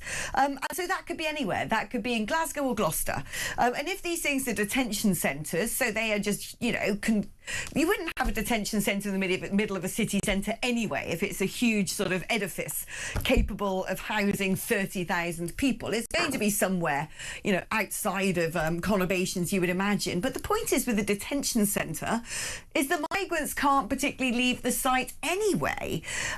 So I don't really... I must admit on this one... Are you a reform supporter, by the way, Mark? No, I'm not. I'm a Restore Britain member now. Right, okay.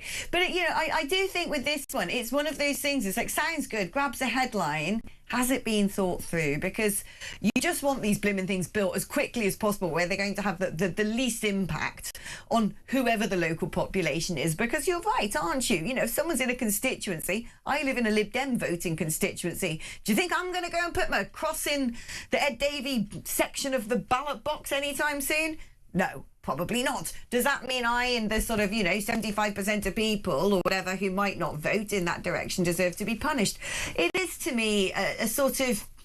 I don't know. I mean, what do you think? We've sort of talked about it earlier, but it just doesn't seem like a pragmatic approach to me. No, it doesn't. I mean, but we all know that this isn't this would never become an actual sort of policy, though. It is just a stunt. It's a gimmick, and that's fine in some ways if what you want is to create a conversation.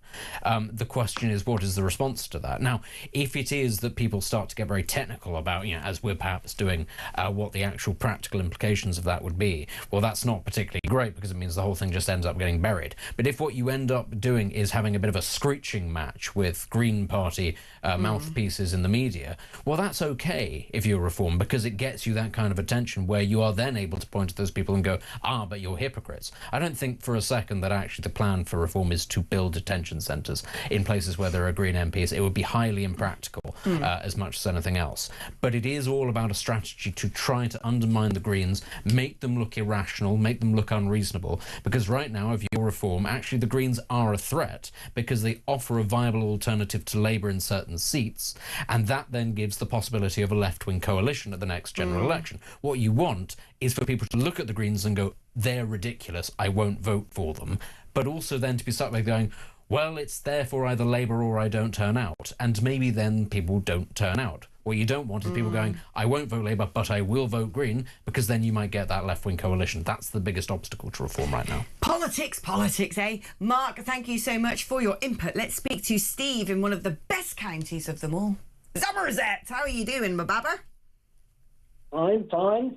You didn't get Big Brother today, but you got the little one instead. Okay. Rob Hayward was going to appear on your show, Oh, he's a right old babber, isn't he? He's a Bristolian, is Lord Hayward. What's on your mind, Steve? Where are you in Somerset? Bridgewater. Ah, famous for its big shopping centre, of course. Right, what are your thoughts on what we're talking about today? Right, with the idea that maybe the NEC of the Labour Party might come to, should we say its senses, or possibly to try to get Andy Burnham in, they would first have to find a safe Labour seat in Liverpool, probably, because he's from Liverpool. Sorry? Bootle. Yeah. I'd put my money on Bootle if I were you. You can't get much more Liverpool than Bootle. That's where he was. That's where he was born and bred, I believe, actually. Yeah, his father. And it's one of the safest Labour seats. Yeah, his father was a senior union chap, but that's how he got a good education. But anyway, you would have to find that seat, and as you said, there may be a few in Liverpool, but you'd have to persuade that sitting MP to get out, give him somewhere in the House of Lords. Then he would have to win it, and but that's not quite so easy nowadays. Then you would have to get, if he was elected, you would then have to get a new Mayor of Manchester election, which would be a huge effort for the whole of the Labour Party.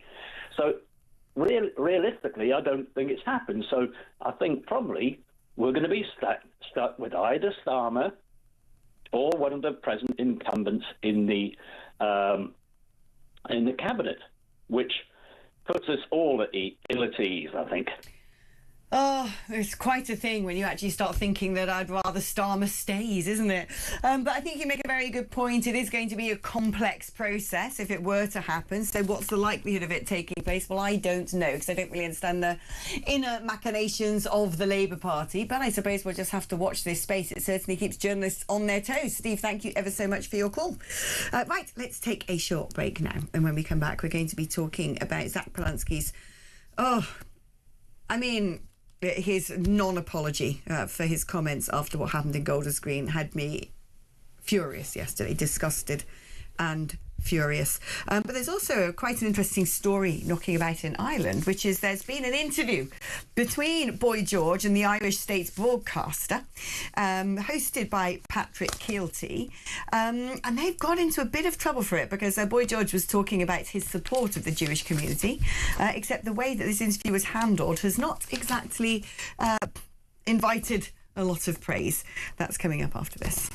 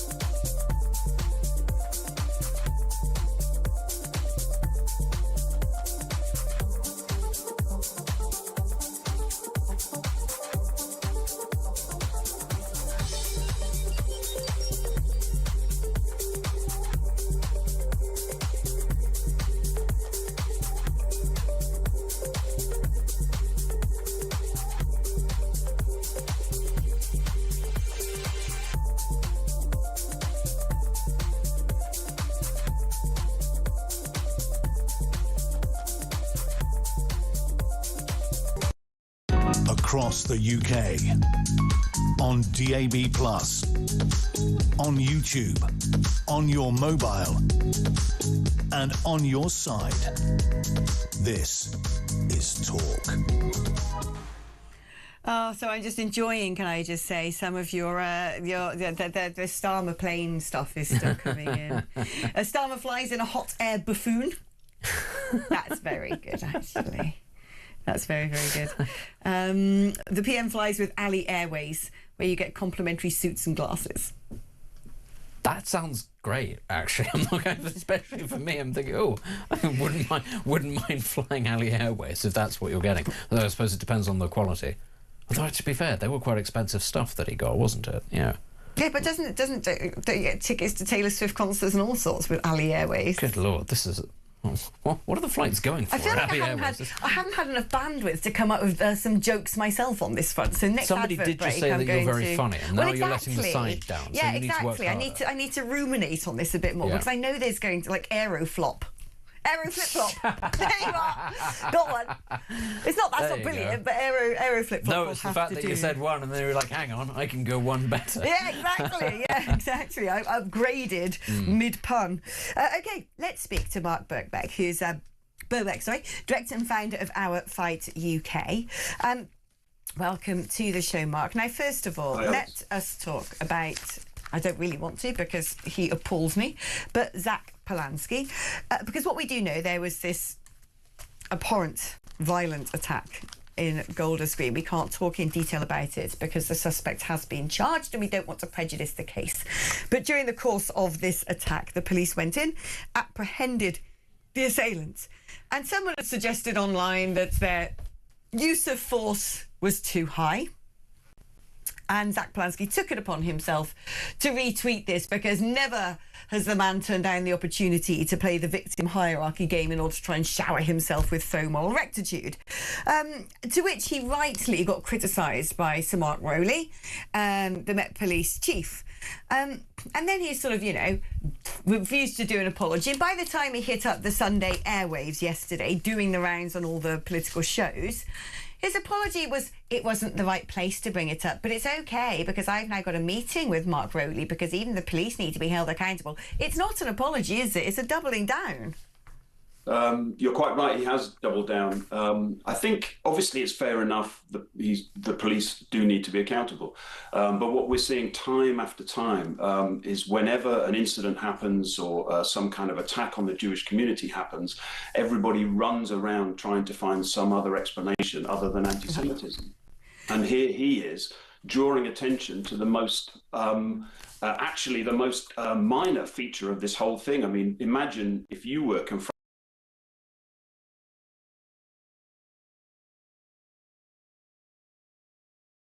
fathers in Jerusalem, and you've got to be careful talking about the actual case, but carry on. You're armed with nothing more than a taser. Mm-hmm. Fair play to them. They had no idea whether the guy had an explosive belt. Yeah, we've got to be so careful, Mark. Sorry, about talking about what might have happened on the ground just because he has been charged. And the last we know what happened, which is that the two very brave policemen stepped in, not knowing what the situation was, but stepped in, and a Shomram assisted them. Yeah. And they deserve praise. Now, maybe there's some other review that may go on later as to just exactly how the police behaved, but that was not the time. This is just for a leader of a political party to be doing that at that time. That was not the time. It's becoming the Jewish community, quite rightly. Yes, because it's becoming a sick left-wing trope, isn't it? The minute the police do something about some gnarly people, remember the Manchester airport thugs. If it happens that the assailants are not white, everyone sort of jumps up at a chorus. And it's all the BLM, I can't breathe. It's all of that nonsense. Because the police have apprehended someone of colour, therefore it must be police brutality. When in all these circumstances, they're trying to prevent people from potentially being, a great risk. Yes, and absolutely. I mean, it's not that the police should be above the law, but serious politicians should not be behaving like student union politicians. Yes. His statement could have come out of a newsletter from, Birmingham University or something.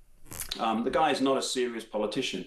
But worse than that, as you know, he then also doubled down in a different way, where he was talking about the Jewish community having a perception of threat rather than a real threat. Now, that was a debate after October the 7th. There was people were saying, well, is it really true that you can't wear this badge on the bus and this kind of thing? But since then, we've had 2 murders or 2 killings of Jews outside Manchester synagogue. We've had 4 ambulances blown up. We've had attempts of arson against synagogues. We've had repeated harassment. We've had people arrested when they try to protest. And the guy then still comes out and says, well, perhaps the Jewish community is imagining it. And the problem with that is not just that it's an attack on the Jewish community and this idea they're imagining it, but it gives license to the rest of society to say, well, there's nothing to see here. We can just move on. The kind of things you see on social media where people say they're weaponizing anti-Semitism. So anytime the Jewish community raises a problem, it's seen as if this is somehow them trying to get special treatment. So he's a lot to answer for in that regard. I believe he does, indeed. But also it sort of comes down, doesn't it, all the time that, people go, oh, but Gaza, oh, but Gaza. And, you and I both know that October the 7th was perpetrated in order for this sort of propaganda, in order for there to be a grievance narrative for Islamists to say, oh, but Gaza, using kids as human shields and saying, oh, but look, it's Israel, aren't they evil? That is exactly what they want. This is what's been going on since 2023. Actually, not since 2023, since a very long time, decades now. And I say this because I want to talk now about an interview between Boy George and Patrick Kielty, which was conducted on RTE, The Late Late Show, which is the Irish state broadcaster. Now, Boy George was in Golders Green at the time of the attack, said he was left in tears following those stabbings, and in the aftermath of the results, said he received online abuse over his messages of solidarity with the Jewish community. He said, for me personally, growing up, I've had so many beautiful Jewish friends, and I still have. Being asked to turn against a whole race of people is not acceptable to me, and I'm getting a lot of abuse for it, but I really don't care. Let's actually watch what he had to say. For me personally, growing up, I've had so many beautiful Jewish friends, and I still have. And being asked to kind of turn against the whole race of people is just not acceptable to me. And I'm getting a lot of abuse for it, but I don't really care. And it's that idea, isn't it, that you've got attacks on the Jewish community, and the backdrop of that is obviously the horrors in Gaza, and this is a complex thing. Yeah. But I know that you've always spoken out that violence is never the answer. Well, I think you don't blame a whole nation for what's going on in America or in Russia or anywhere else. I think it's really about your relationships with people. Do you know what I mean? I don't choose my friends based on their race or their sexuality or their age. I choose people because I like them and because they're good people. And I know lots of amazing Jewish people. If you don't know any Jewish people, maybe that's the problem. Do you know any Jewish people? Look at the choir, it's so weird. As a country that's had a lot of pain, we should know what that feels like. No, I know, and it's that idea that you must learn from the past and try to do different. Absolutely. Yeah. It's interesting, the silence, that's surprising me a little bit. I mean, after this podcast, which I must admit I didn't think was too bad. I think, overall, the message was quite clear, coming from Boy George, saying that what is going on against the Jewish community is wrong. But people have taken umbrage with the response of Patrick Kielty, where he said, you have attacks on the Jewish community, and the backdrop of that, obviously, is the horrors in Gaza. And this is a complex thing.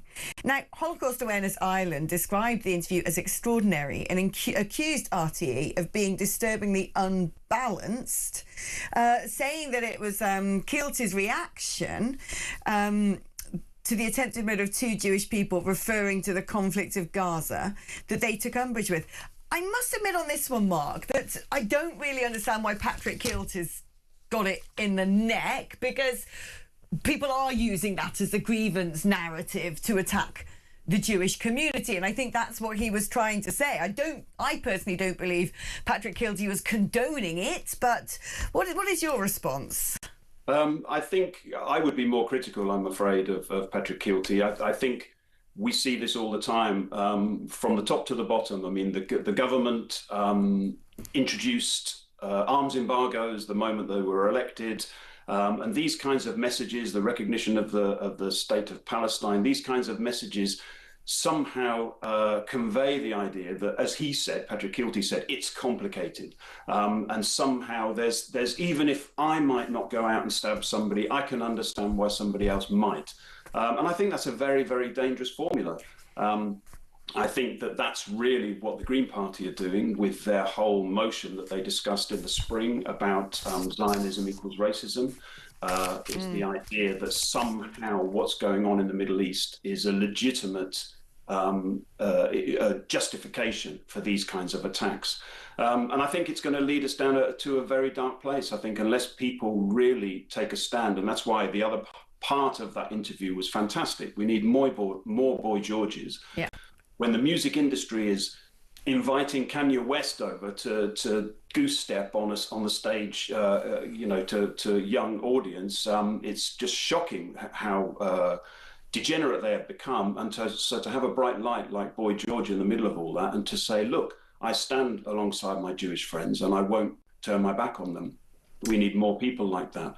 The problem at the moment is the key thing is the isolation of the Jewish community. He summed it up perfectly at the end there. He turned to the audience and said, who knows any Jewish people? The Jewish community is isolated, as he clearly demonstrated in that little clip. And we need to, as a non-Jewish campaign, I'm not Jewish myself, and our campaign is aimed at convincing non-Jews that they need to stand. We need to end that isolation. It's not going to come from Starmer. It's not going to come from Mark Rowley either.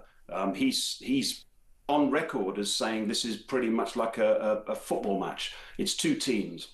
Yeah. He's kind of conveyed the idea that the Jewish community is just as bad as the anti-Israel, pro-Palestine community. In somehow breaking the law is comparable to trying to defend your community. So we have to end the isolation.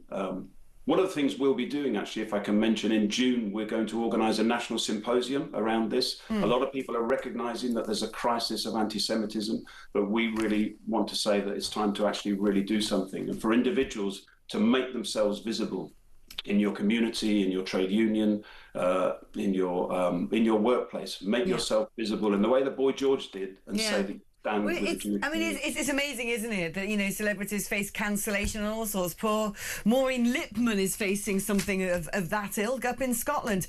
Mark, thank you ever so much for joining the show today. We've got to take a quick break, but when we come back, we're joined by Ben Habib, so don't go anywhere.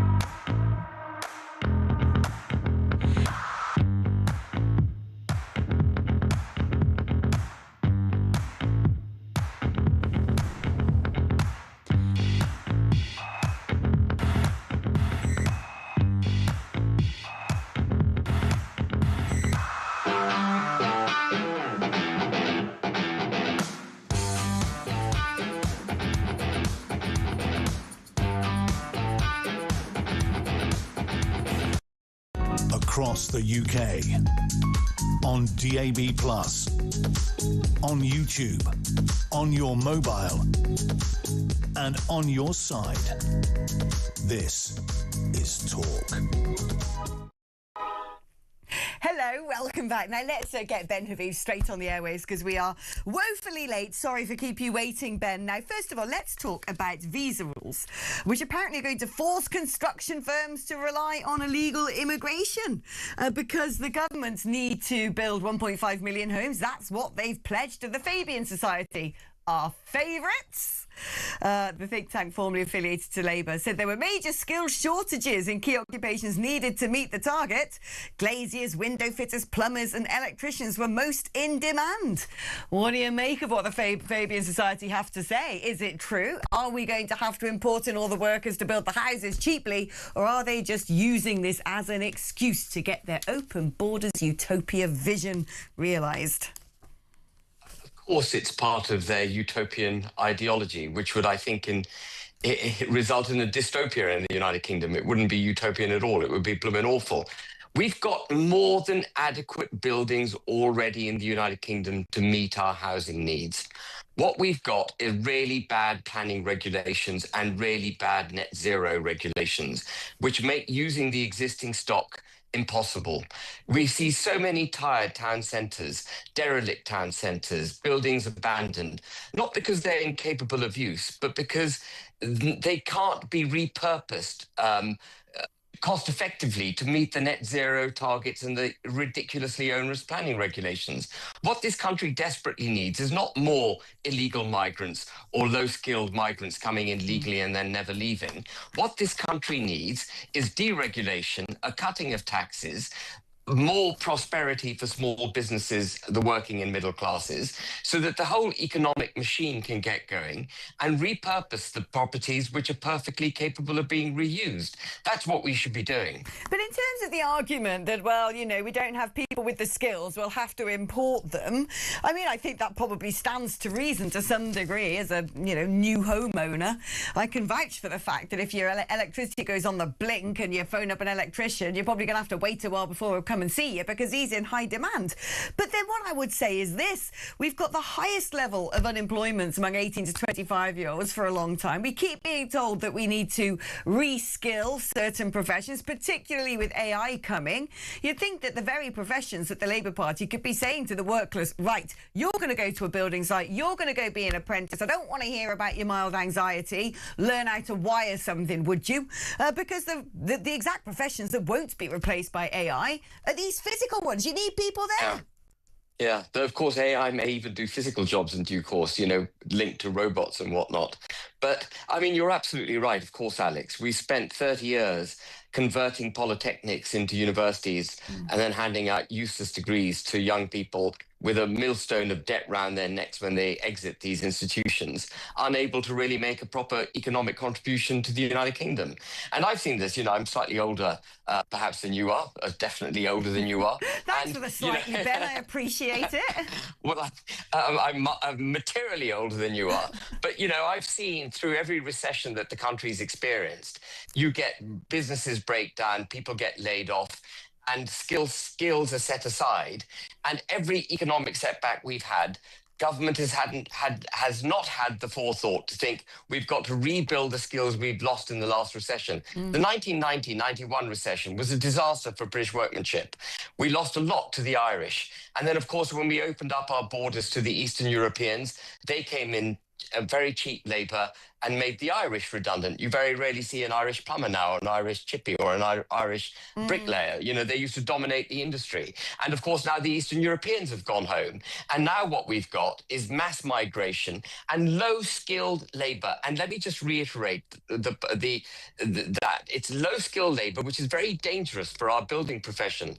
Because actually what you need is capable people producing high quality buildings which will last the distance. It's funny, isn't it? They said to us that net zero was going to make a load of green jobs. Yes, in China. And this is a golden opportunity to skill up a young workforce. Are they taking it? No.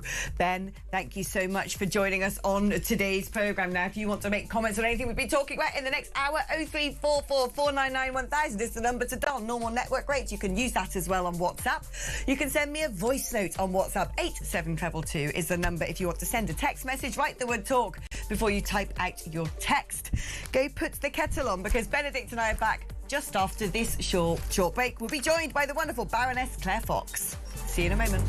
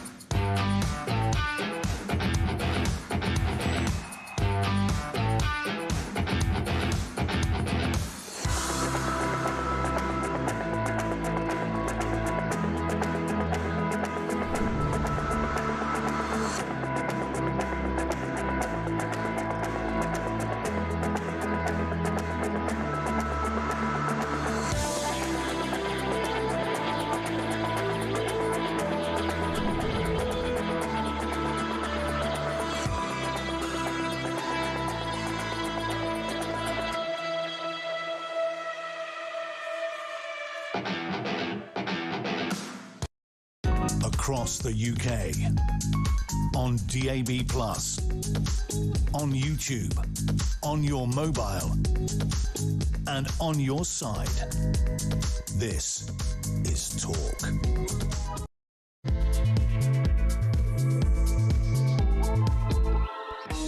Hello there. Welcome back. Final hour of the show. Benedict Spence and Alex Phillips reporting for duty.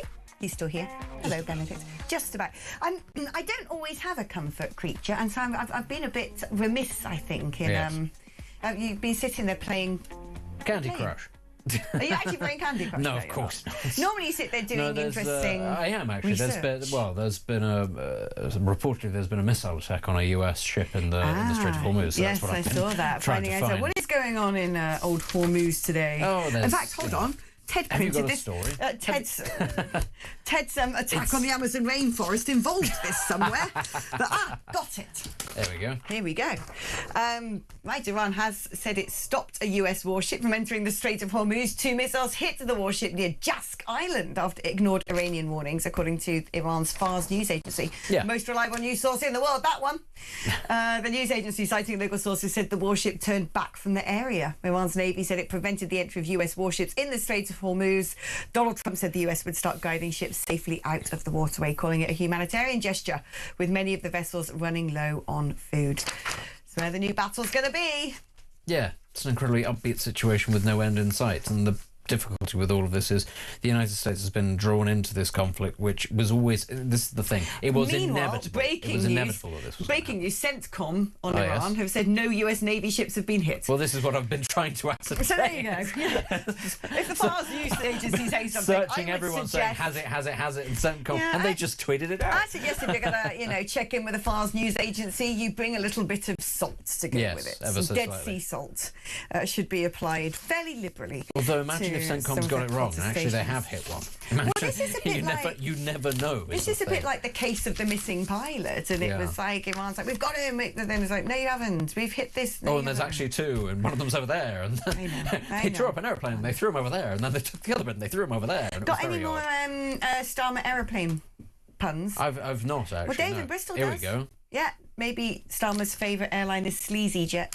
I know. That was a good one. That's quite good. Yeah. Nice. Keep your thoughts coming in, because I love a good old pun, especially when it's an accidental thread, an accidental sort of theme that you weren't planning. You didn't wake up in the morning and think, I'm going to ask people to suggest what Starmer's aircraft should be called, but I like it. Yeah. Oh, here we go. Problem Plain is, I'm names still just so tickled by the concept of a Dumbo jet. So Toolmaker 1 or Air Force None, both piloted by Captain Hindsight. Yeah, that good old joke. We love it. Keep your thoughts coming in on that. We like a good joke, don't we?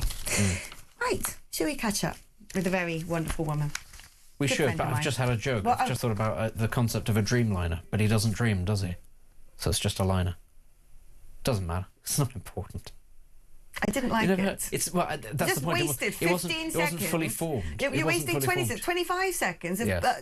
the brilliant, wonderful, her righteousness, Baroness Claire Fox's airtime. And you just wasted another 15 seconds pointing it out. Right. Hello, Claire. Let's speak to Baroness Claire Fox right now. Hello. Oh, boy. Good afternoon, Claire. How are you? Good afternoon. Right, now, we sat by each other, didn't we? Shoulder to shoulder in the European Parliament, trying to get ourselves out of Brussels. Arguably, we sort of got out on paper only and no one really did anything about it. And what was it all for? Because it was always predictable, wasn't it?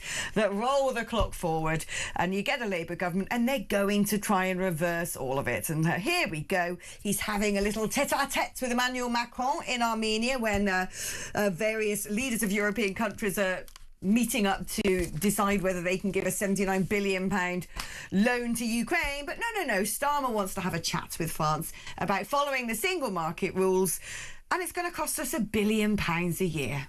Oh.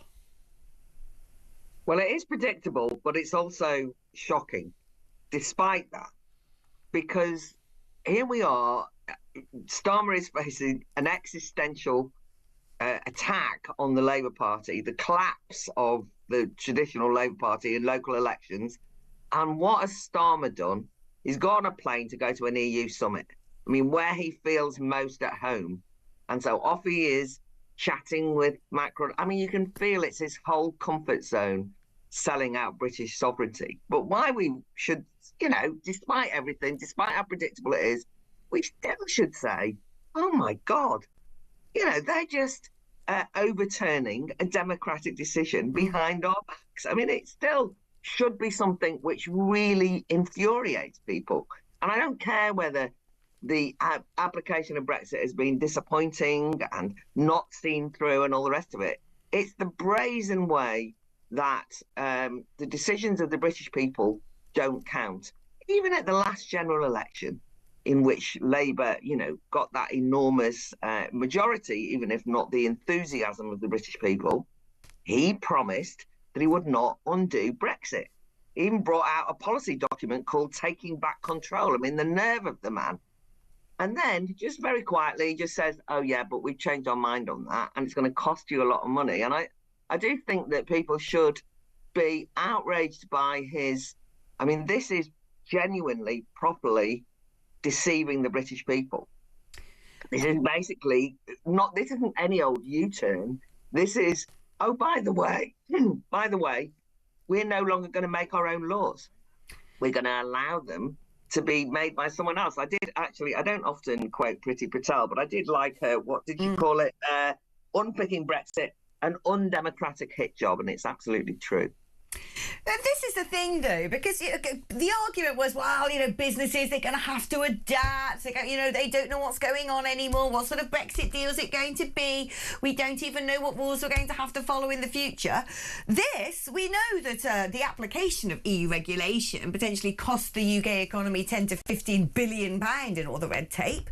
This is now following legislation dynamically that we're not making, and so the minute a business thinks, right, this is what I'm going to have to do to comply to this regulation, that they could change their mind in Brussels. They will have no say, and all of a sudden it's like, right, you've now got to make this widget, or the bendy banana stuff, basically, to this particular construct. And I wonder how this, if we now start following all of these EU regulations again, how that's going to impact upon the trade deals.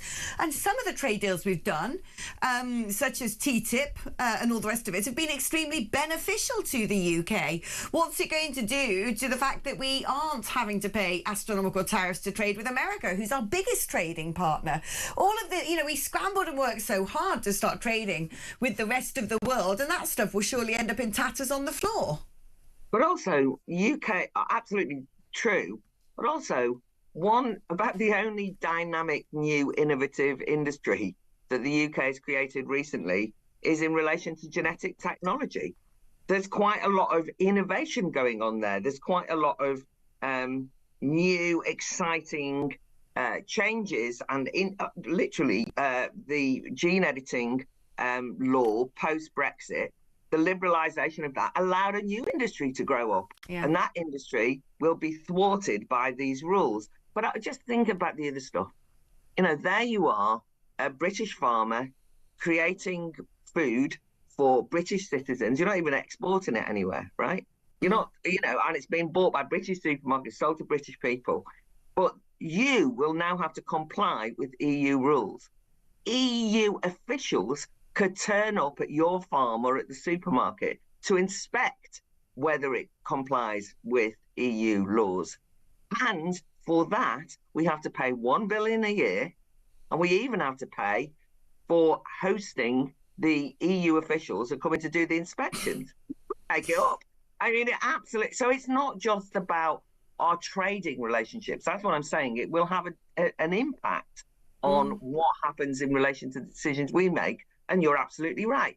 They can change their mind on what their particular carbon trading, electricity rules are, or their food rules are. They change their mind, undemocratically decided, by the way, in Brussels or in Strasbourg, and then we have to change, cut and paste our laws exactly. And by the way, this is happening without any parliamentary scrutiny. I mean, I know that because I'm a parliamentarian, I notice parliamentary democracy more than popular democracy, or as much as. But I mean, it is incredible, isn't it? Because this all happens. British Parliament doesn't get a say. Therefore, the British people don't get a say. Therefore, it's completely out of our control. And I mean, it's, as I say, we should be shocked. And I think even the people who have lost faith in Brexit, or those people who voted Remain and say, well, we always knew, should at least acknowledge that this is a power grab away from ordinary people having any control at all over the laws and decision making in this country. And that in and of itself should be enough to give you at least pause, point a finger at Starmer and say, just because you can't run this country doesn't mean you can hand our country over to a foreign power.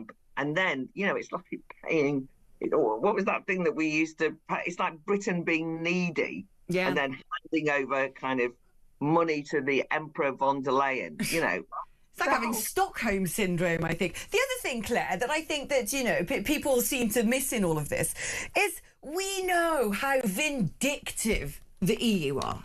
One of the reasons the EU wanted to keep us as closely in orbit as possible is because they didn't want to see Singapore on Thames. They didn't want to see us undercut their stagnant, behemoth, bureaucratic, failing project.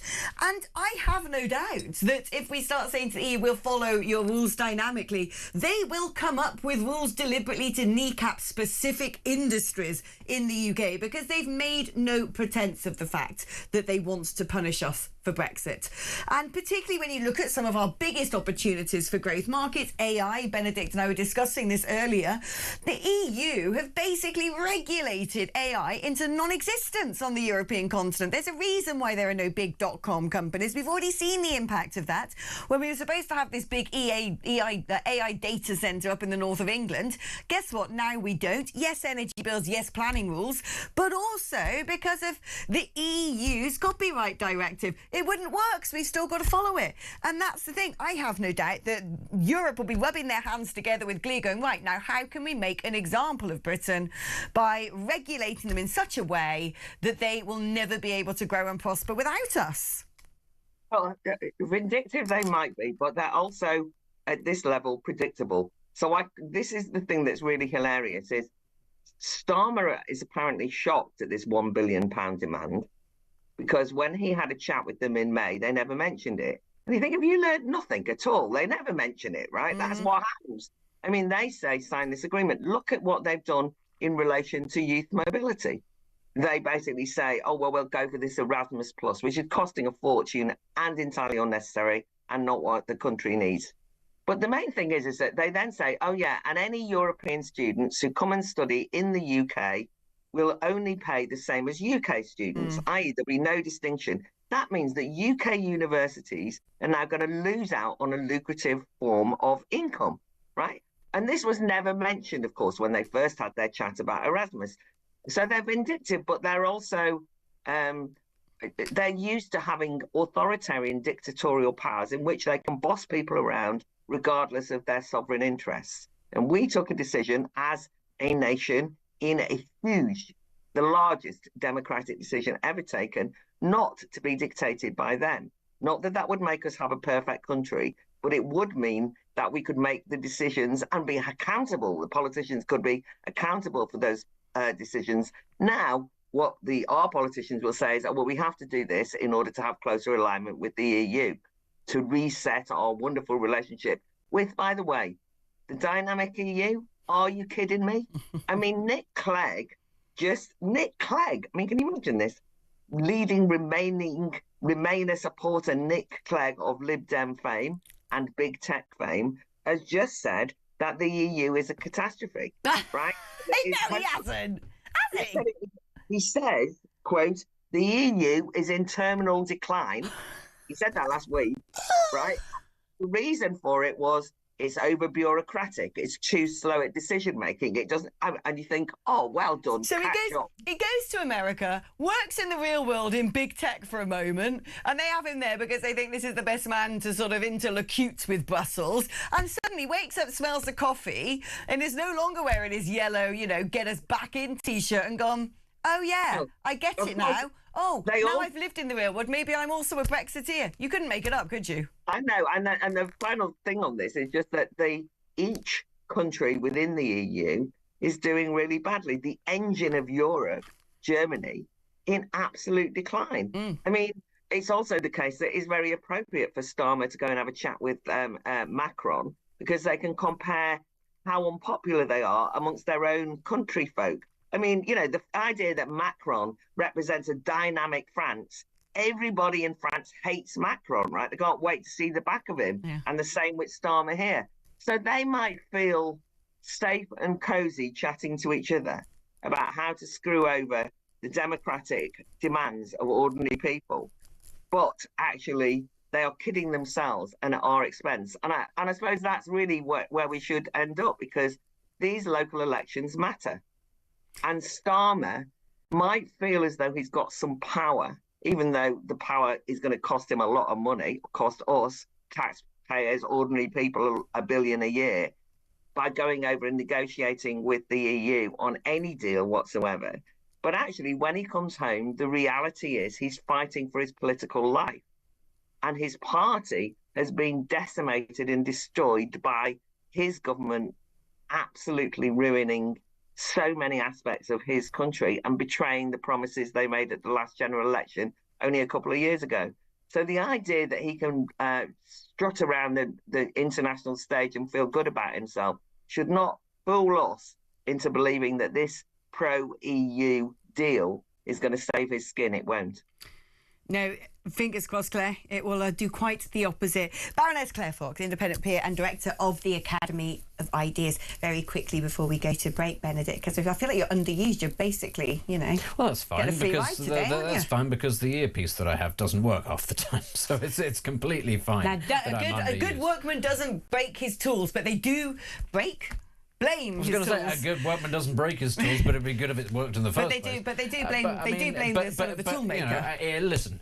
I think this is the thing, though, isn't it? I mean, we talk about, you know, Starmer sort of heading off to go on all of these international summits and how much he likes this. But it's that sort of hilarity, which is, of course, that he's going to go and talk to perhaps the only European leader who is as unpopular as he is. And you just think, what must the two of them, Macron and Starmer, talk about? How on earth it is that they're going to rescue their absolutely all-time low polls? How is it that they can subvert democracy a little bit more? The dangers of those nasty far-right people who are always taking up positions against them? The two of them, they really... the funny thing is, of course, they're two less similar characters you couldn't hope for. They're completely different people and equally unpopular. Never forget, ladies and gentlemen, who is one of the most beloved of the EU set, Peter Mandelson. Oh, good Lord, yes. Remember him?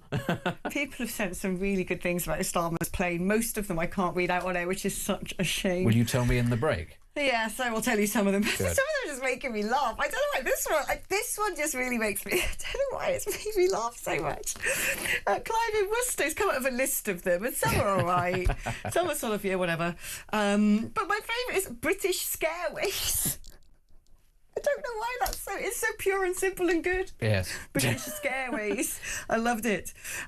Someone's also said a ship will be flying a B-52 instead of Strato Fortress, which is the name of it. That's the big a word thing, that rhymes with strat.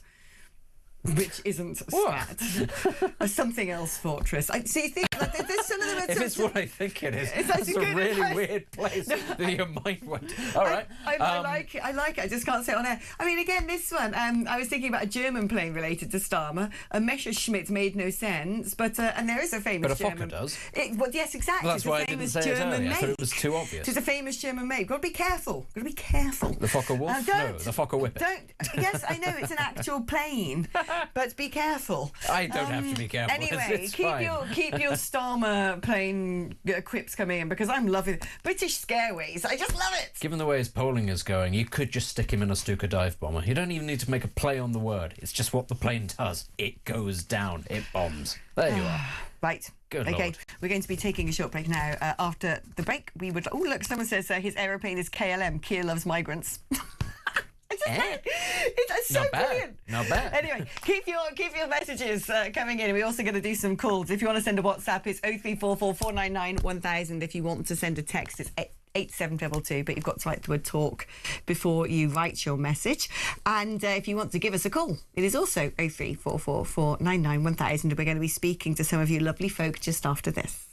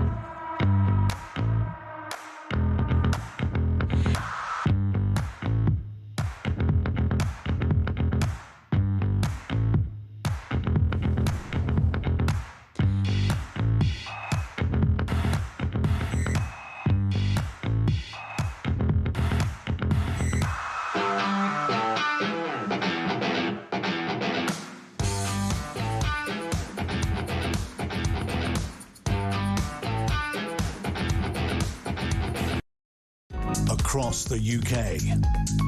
On DAB+, on YouTube, on your mobile, and on your side.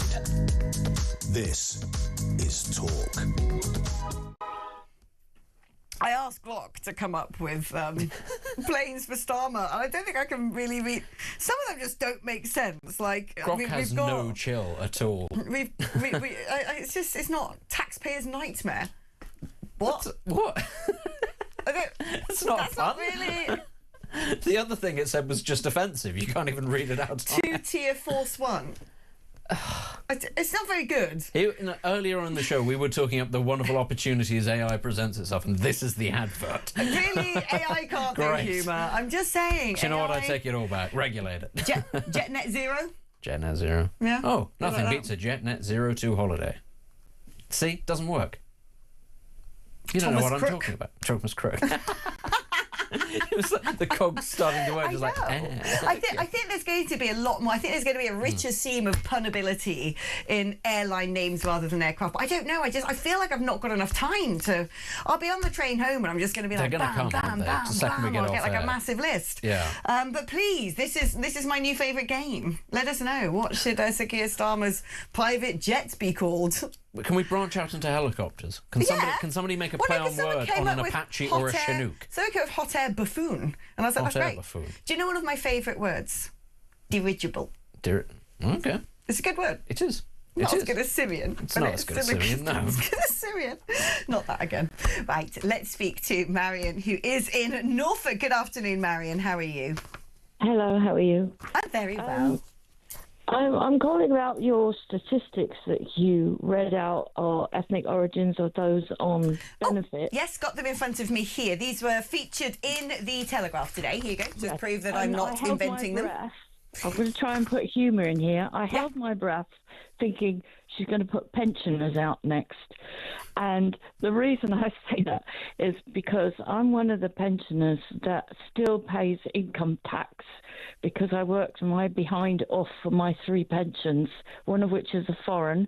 Thank goodness, because if it wasn't for my foreign pension, I would actually be on housing benefit and council tax benefit. So there's lots of pensioners out there in my shoes. We still have a tax burden.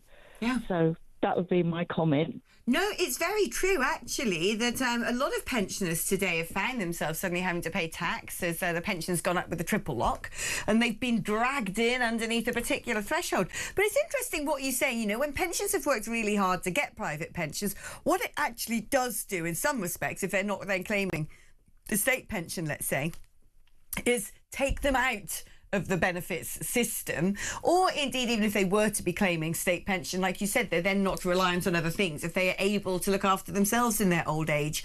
So I think you make an extremely valid point there, Mariam. Yeah. Just saying, I don't have any frills and I have no property of my own. I'm a renter and I'm driving a 19-year-old car, but I'm careful. I'm very, very careful, which is what people have to be today, because they don't have the income for a fun life anymore. It's just not like that. And even if you did have the income for a fun life, you ain't going to find one in the UK anytime soon. I jest. There's plenty of lovely things to still do in the United Kingdom. But thank you ever so much, Marion. Very sensible point.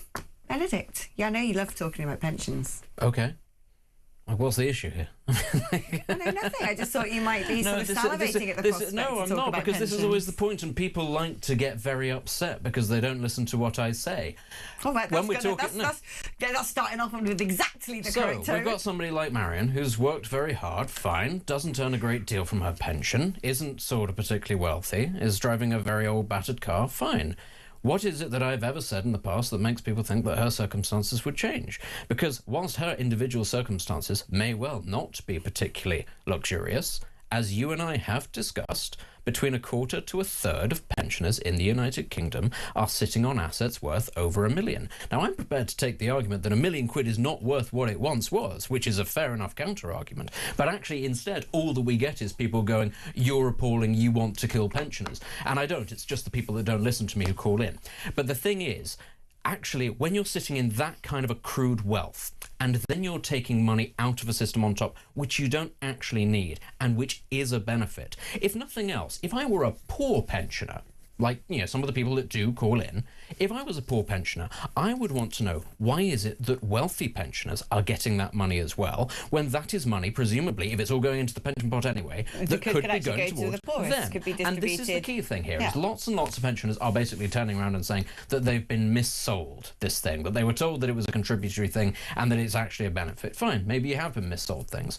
Everybody is being missold things all the time by the government. You only need to ask working people today who, let's be clear, does not matter how many avocados you eat, how many Netflix subscriptions you have, millions of people in this country will never be able to afford a house. Millions of people will miss out on having children because they are not able to afford these things. And before everybody starts writing in saying, well, if you can't afford them, you shouldn't have kids, that's not how civilizations work. That's not how evolutions work. That's not how species work. If you want to create a system where the people that you want to be buying houses, where you want to be having children, and who you want to be working to pay for your pensions, where they get a fair deal, there needs to be some give and some take. My thing is, I don't see why it is that millions of pensioners, and it is millions of pensioners, who thought for a very long time, well, my house is my pension, my assets are my pension, the second that they get to pensionable age, decide, do you know what, actually, no, I don't fancy that being the case. I would just like this money that could go towards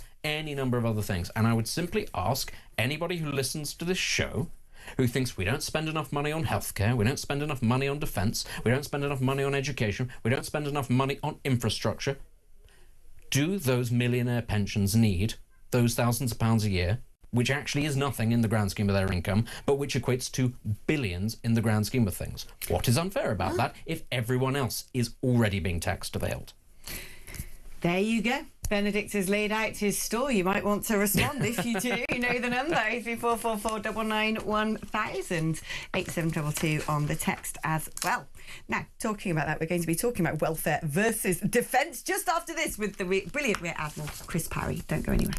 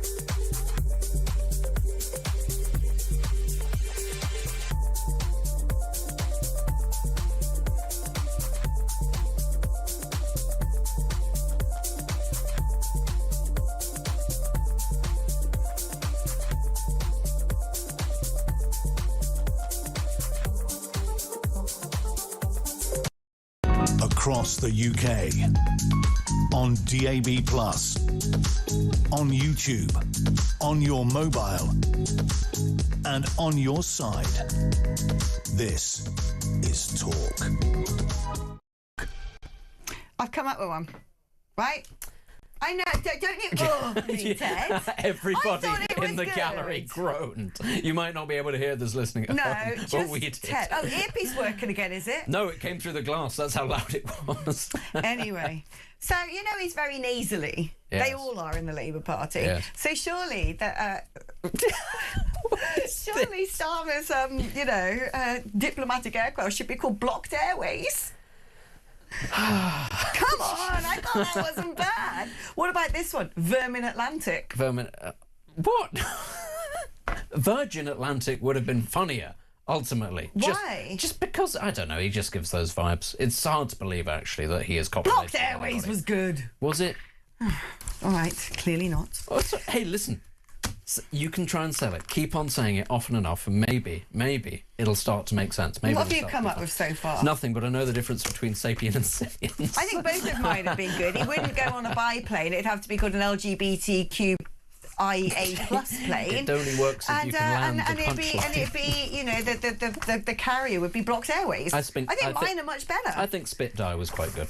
That was all right. As good as Blocked Airways. Flying Fortress. I still think that was Flying Fortress. I did like. There we go. Right. Okay. Let's speak to Rear Admiral Chris Perry, ex-NATO commander and former Royal Navy commander, because he's going to have all the best puns on. No, this is not why we're speaking to Chris Perry. Welcome to the show, Chris. How are you doing today? I'm fine. I was thinking about Aeroflop, actually. Oh yeah, I did. No, I know. But I hate to break this to you, but I came up with Aeroflop earlier. Oh. See, great minds think alike. But it's a good one, actually. I think Aeroflop is extremely good, because obviously it is, because I also said it. So, you know, genii like us are obviously top of the class when it comes to this game.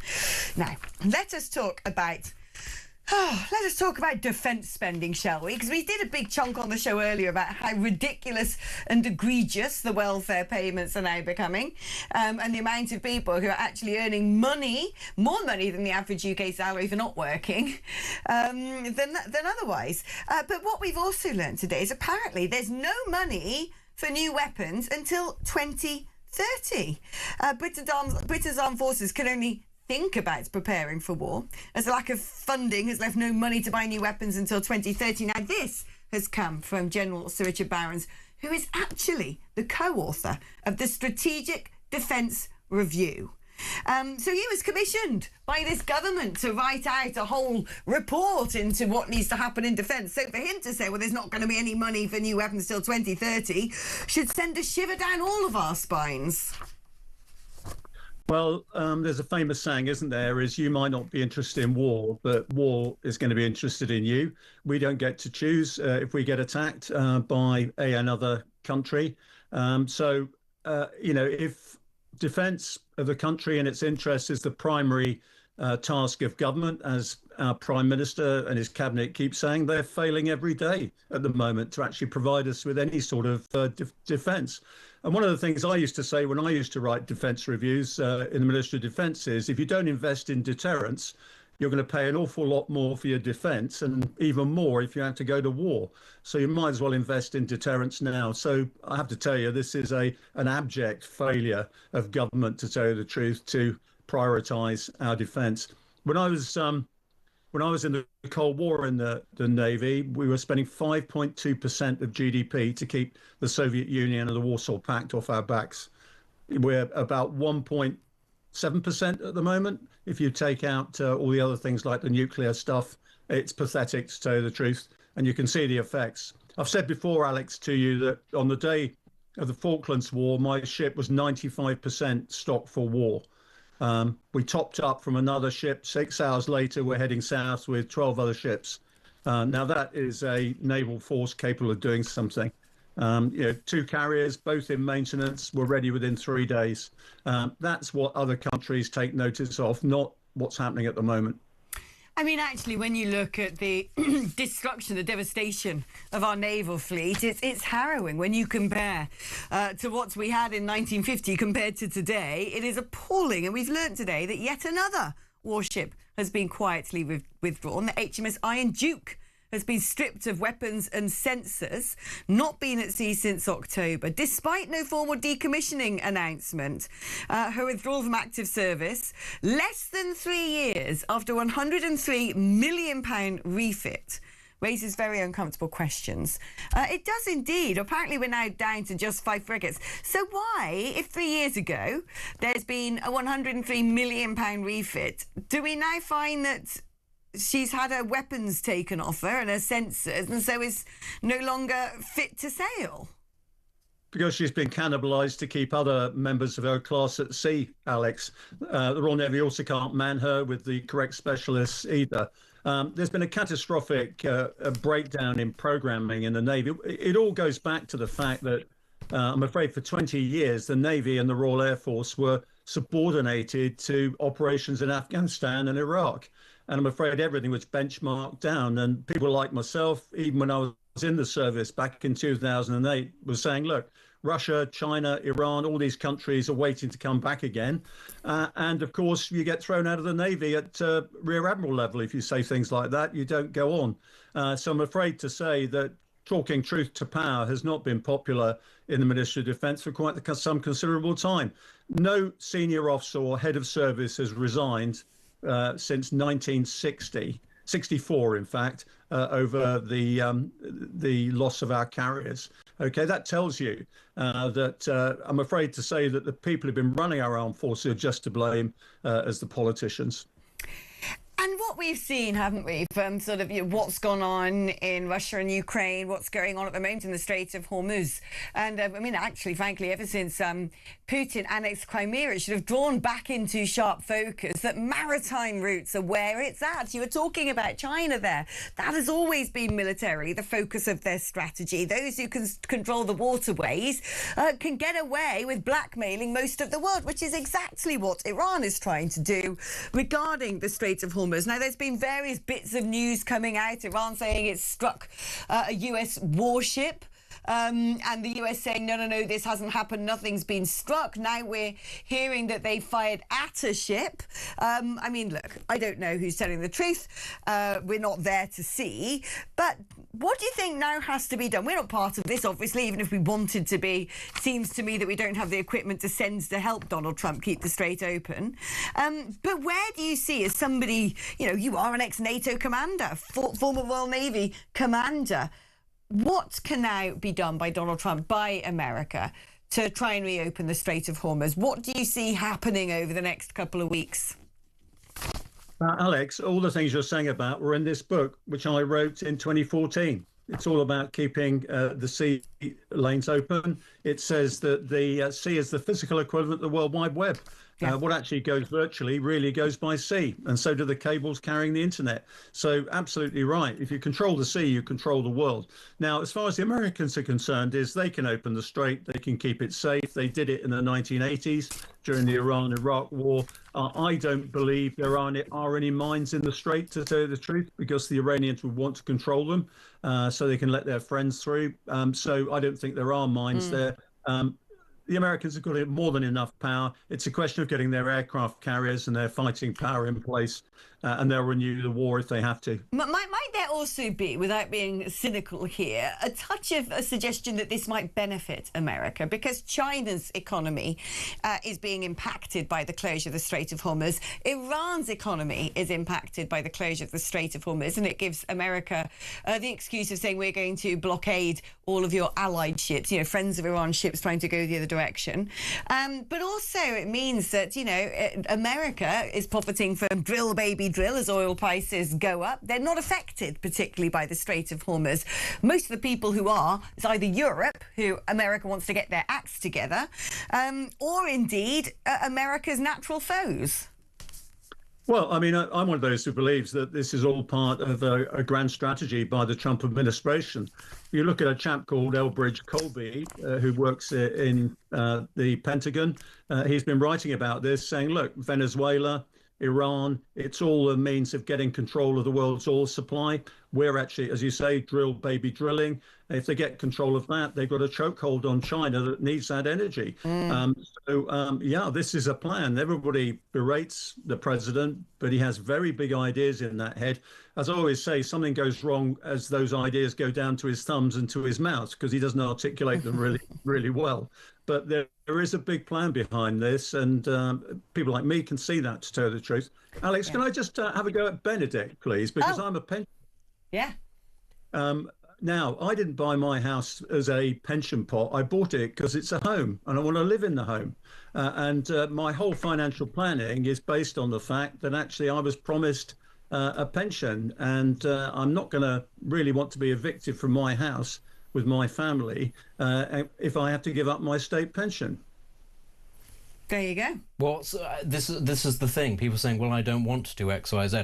I don't want to grow up in a society where people can't afford to have children. You have to make difficult decisions. And I'm afraid that this is a real issue that I have with a large number of people who, after the fact, after the horse is bolted, after the country has descended into economic meltdown, are sat there going, well, I don't see why it should have to apply to me. I don't see why it should have to apply to me either. But it does. And this is all that I'm saying. Ultimately, when it comes down to people who have accrued a huge number of assets, right, versus people who have not and never will, regardless of how hard they work, surely there has to be some give and some take. I mean, we can just not do this. We could just have a country that continues down this line in perpetuity, and people who are already here won't get on the housing ladder, won't have children, and then we will simply be continuing to prop everything up with mass immigration. But I was under the impression that most people that listen to this station think that that's a really bad idea. Just explain that to me. Well, Benedict, shall I tell you that I didn't get my first house until I was 38? I spent most of my life at sea. I was overdrawn till I was a lieutenant commander, okay? And everything that I have acquired, because I've worked really hard.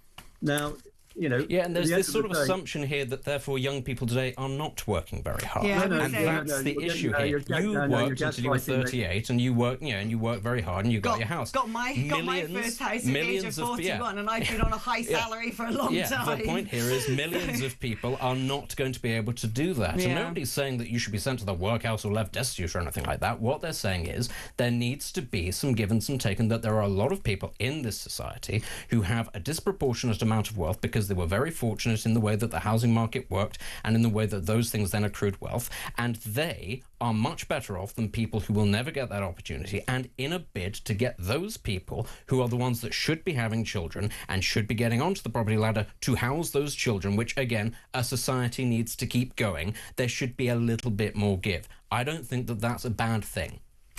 Yeah, but it's too generalised, Benedict. I have children that need to be brought up, and my children are calibrated against what I think I can afford to pay. So, I think these generalisations. So is this then going back to the argument of saying, well, you shouldn't have children if you can't afford them? Because that's all well and good, but that means that a generation of people who physically can't afford to have them won't, and then they will be replaced by mass migration, which, again, everybody says they don't want to happen. So which is it going to be? Do you want a society that is entirely made up of migrants, or do you want people who are already in this country to be able to have children? I think that's a fairly clear choice between the two. Lots of people clearly disagree. Lots of pensioners clearly disagree. It's a balance, isn't it? I mean, everybody would love to have 10 children, but in fact, I can't afford that. Neither can you. It's, yes, but I also can't afford one. That's the key thing here. I can't afford one. And I work pretty hard, get all things considered, and the grand scheme of things is you need at least 2 point something in order to have them. I don't think that's too bad a benchmark. Nobody's saying let's all go full Boris Johnson and try and populate the entire world a la Genghis Khan. Just give people the rope to have enough to replace themselves rather than have to import people from the third world to do it. Right, Benedict, I bet you earn more than I do, and I have a child, okay? So you can too. It's very easy. On that note, before we start comparing pay packets live on air, that's what every other pensioner who writes in says. And I only earn mine if we have adverts, because commercial world and all that. So let's roll some of those, and when we come back on the other side, we're going to be joined by Justin Urquhart-Stewart, the economist. We were going to talk about how much a pint costs, but let's see. This debate might continue, so don't go anywhere, and also keep your Starmer Airlines coming. We've got the Flying Picket from Andrew in Salisbury. Haha, very good. Winging It Airlines. It's all right, it's all right. Mumbo Jumbo. And then because I said about blocked airways, Chris from Birmingham just went, no, Qatar Airways. It was good. I liked it. They are very sinusy. Okay, we're back just after this.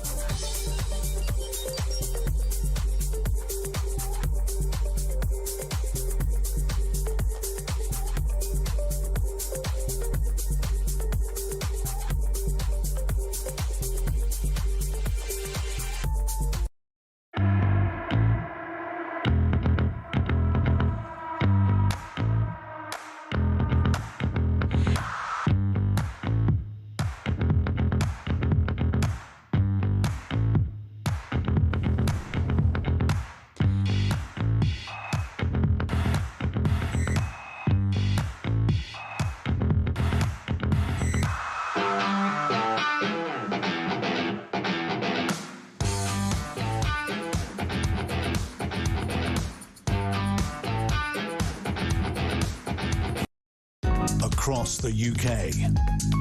On DAB+, on YouTube, on your mobile, and on your side. This is Talk. Hello, welcome back. Peter Barnes has just messaged me. He's wading in on what Sir Keir Starmer's jet should be called, and he says it should be either Rwanda Airways. Yeah, see what you did there. Or the Red Baron.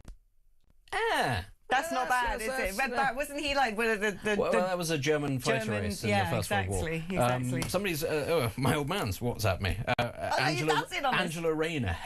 Angela Rayner. There we go. That's exactly, because I tell you what, there's no airline that sums up. See, surely labour it and could just be called like Blairways. British, no, Blairways. What's sort of Tony Blair? I mean, you know, I'm trying to figure out how that would be put together. Sort of, you know, still using the old Blairways. You'll probably find that Blairways is wanted for flying people to CIA black sites. But let's not get into that. Anyway. I like this game. I really do. I'm going to play this game all by myself. It had potential. It had potential. It's beginning to sort of cough and splutter and not really sort of, you know, it's failing to deliver zingers now. Yeah. But you never know. There might still be one out there twist somewhere. in the tail. And I like I said, it doesn't just have to be airlines, because I think one of my favourites is Hot Air Buffoon. That was just good. Yeah. Yeah. Right. Okay, let's speak to the brilliant Justin Urquhart-Stewart, economist, cat owner, hero. How are you doing, Justin? Very well indeed. I'm struggling, I'm afraid, with the different airlines. The one I used to like was, what was this, Lufthansa. It was going to be actually sort of, let us fondle the hostesses and not seduce aircrew.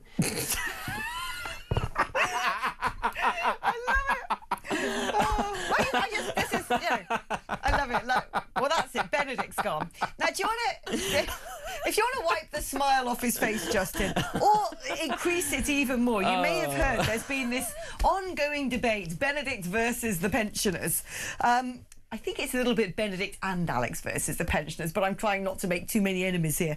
Which is Benedict makes, I think, the cogent point of saying that if you're a pensioner and you've got millions in the bank and lots of assets, perhaps you should do the honourable thing and not draw the state's pension, or perhaps the government should do the honourable thing, if it is honourable indeed, and means test those who have a state pension. But most pensioners say, look, I've paid into it my whole life expecting to get it.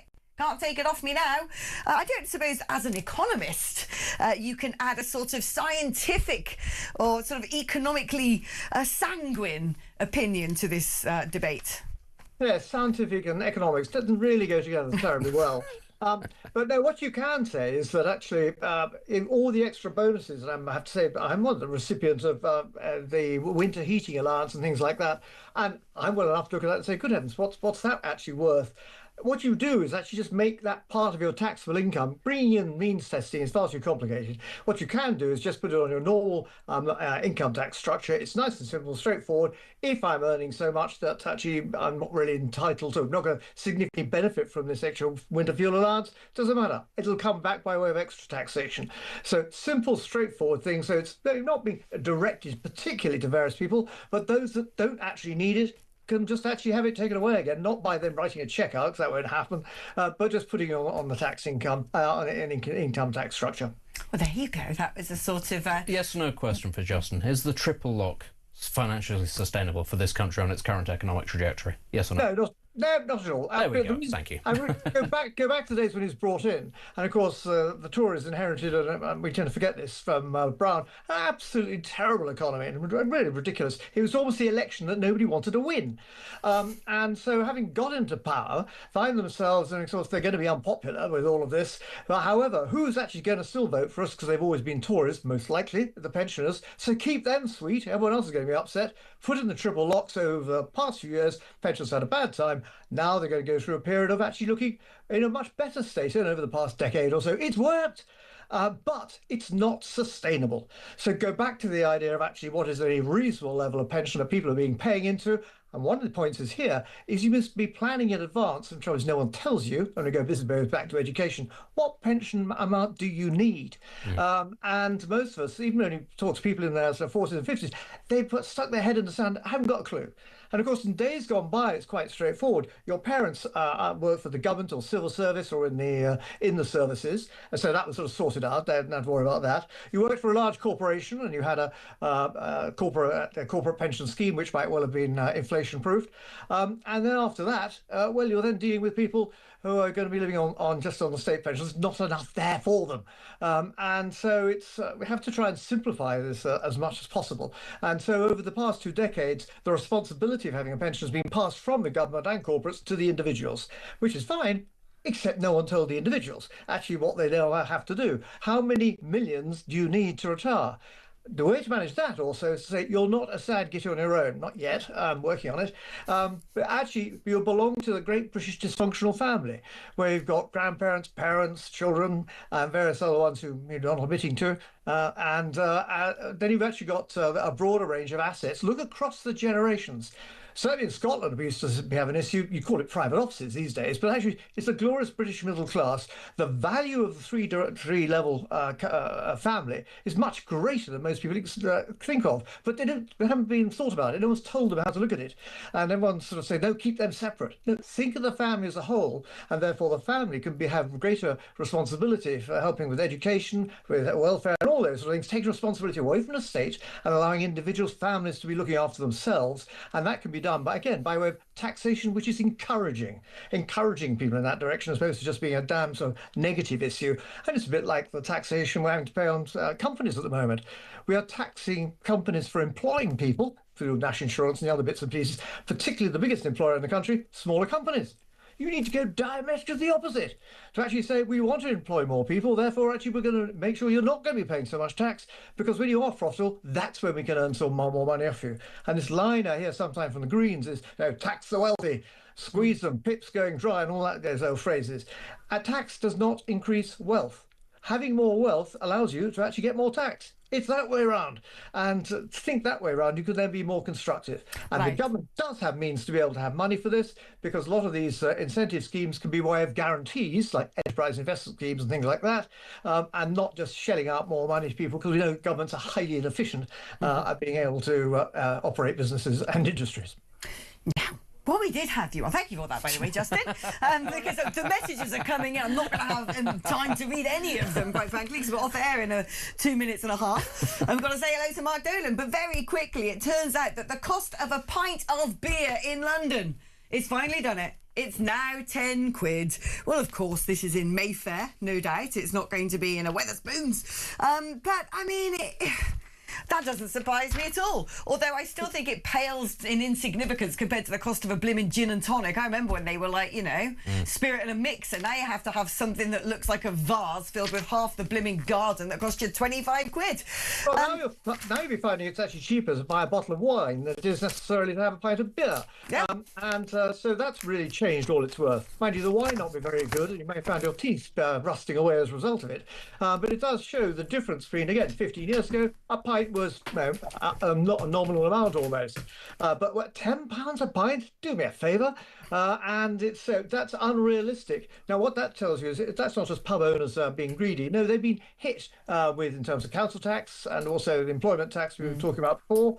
And so why should you operate like this, where all you're going to do is penalise your clients? You'll end up with less clients. Reward companies for growing success, not actually just beat them with a stick the entire time and say, come on, now you can be profitable, you're being fair to your workers. Sorry, worker, we got rid of the other one. So it's, again, it's not constructive.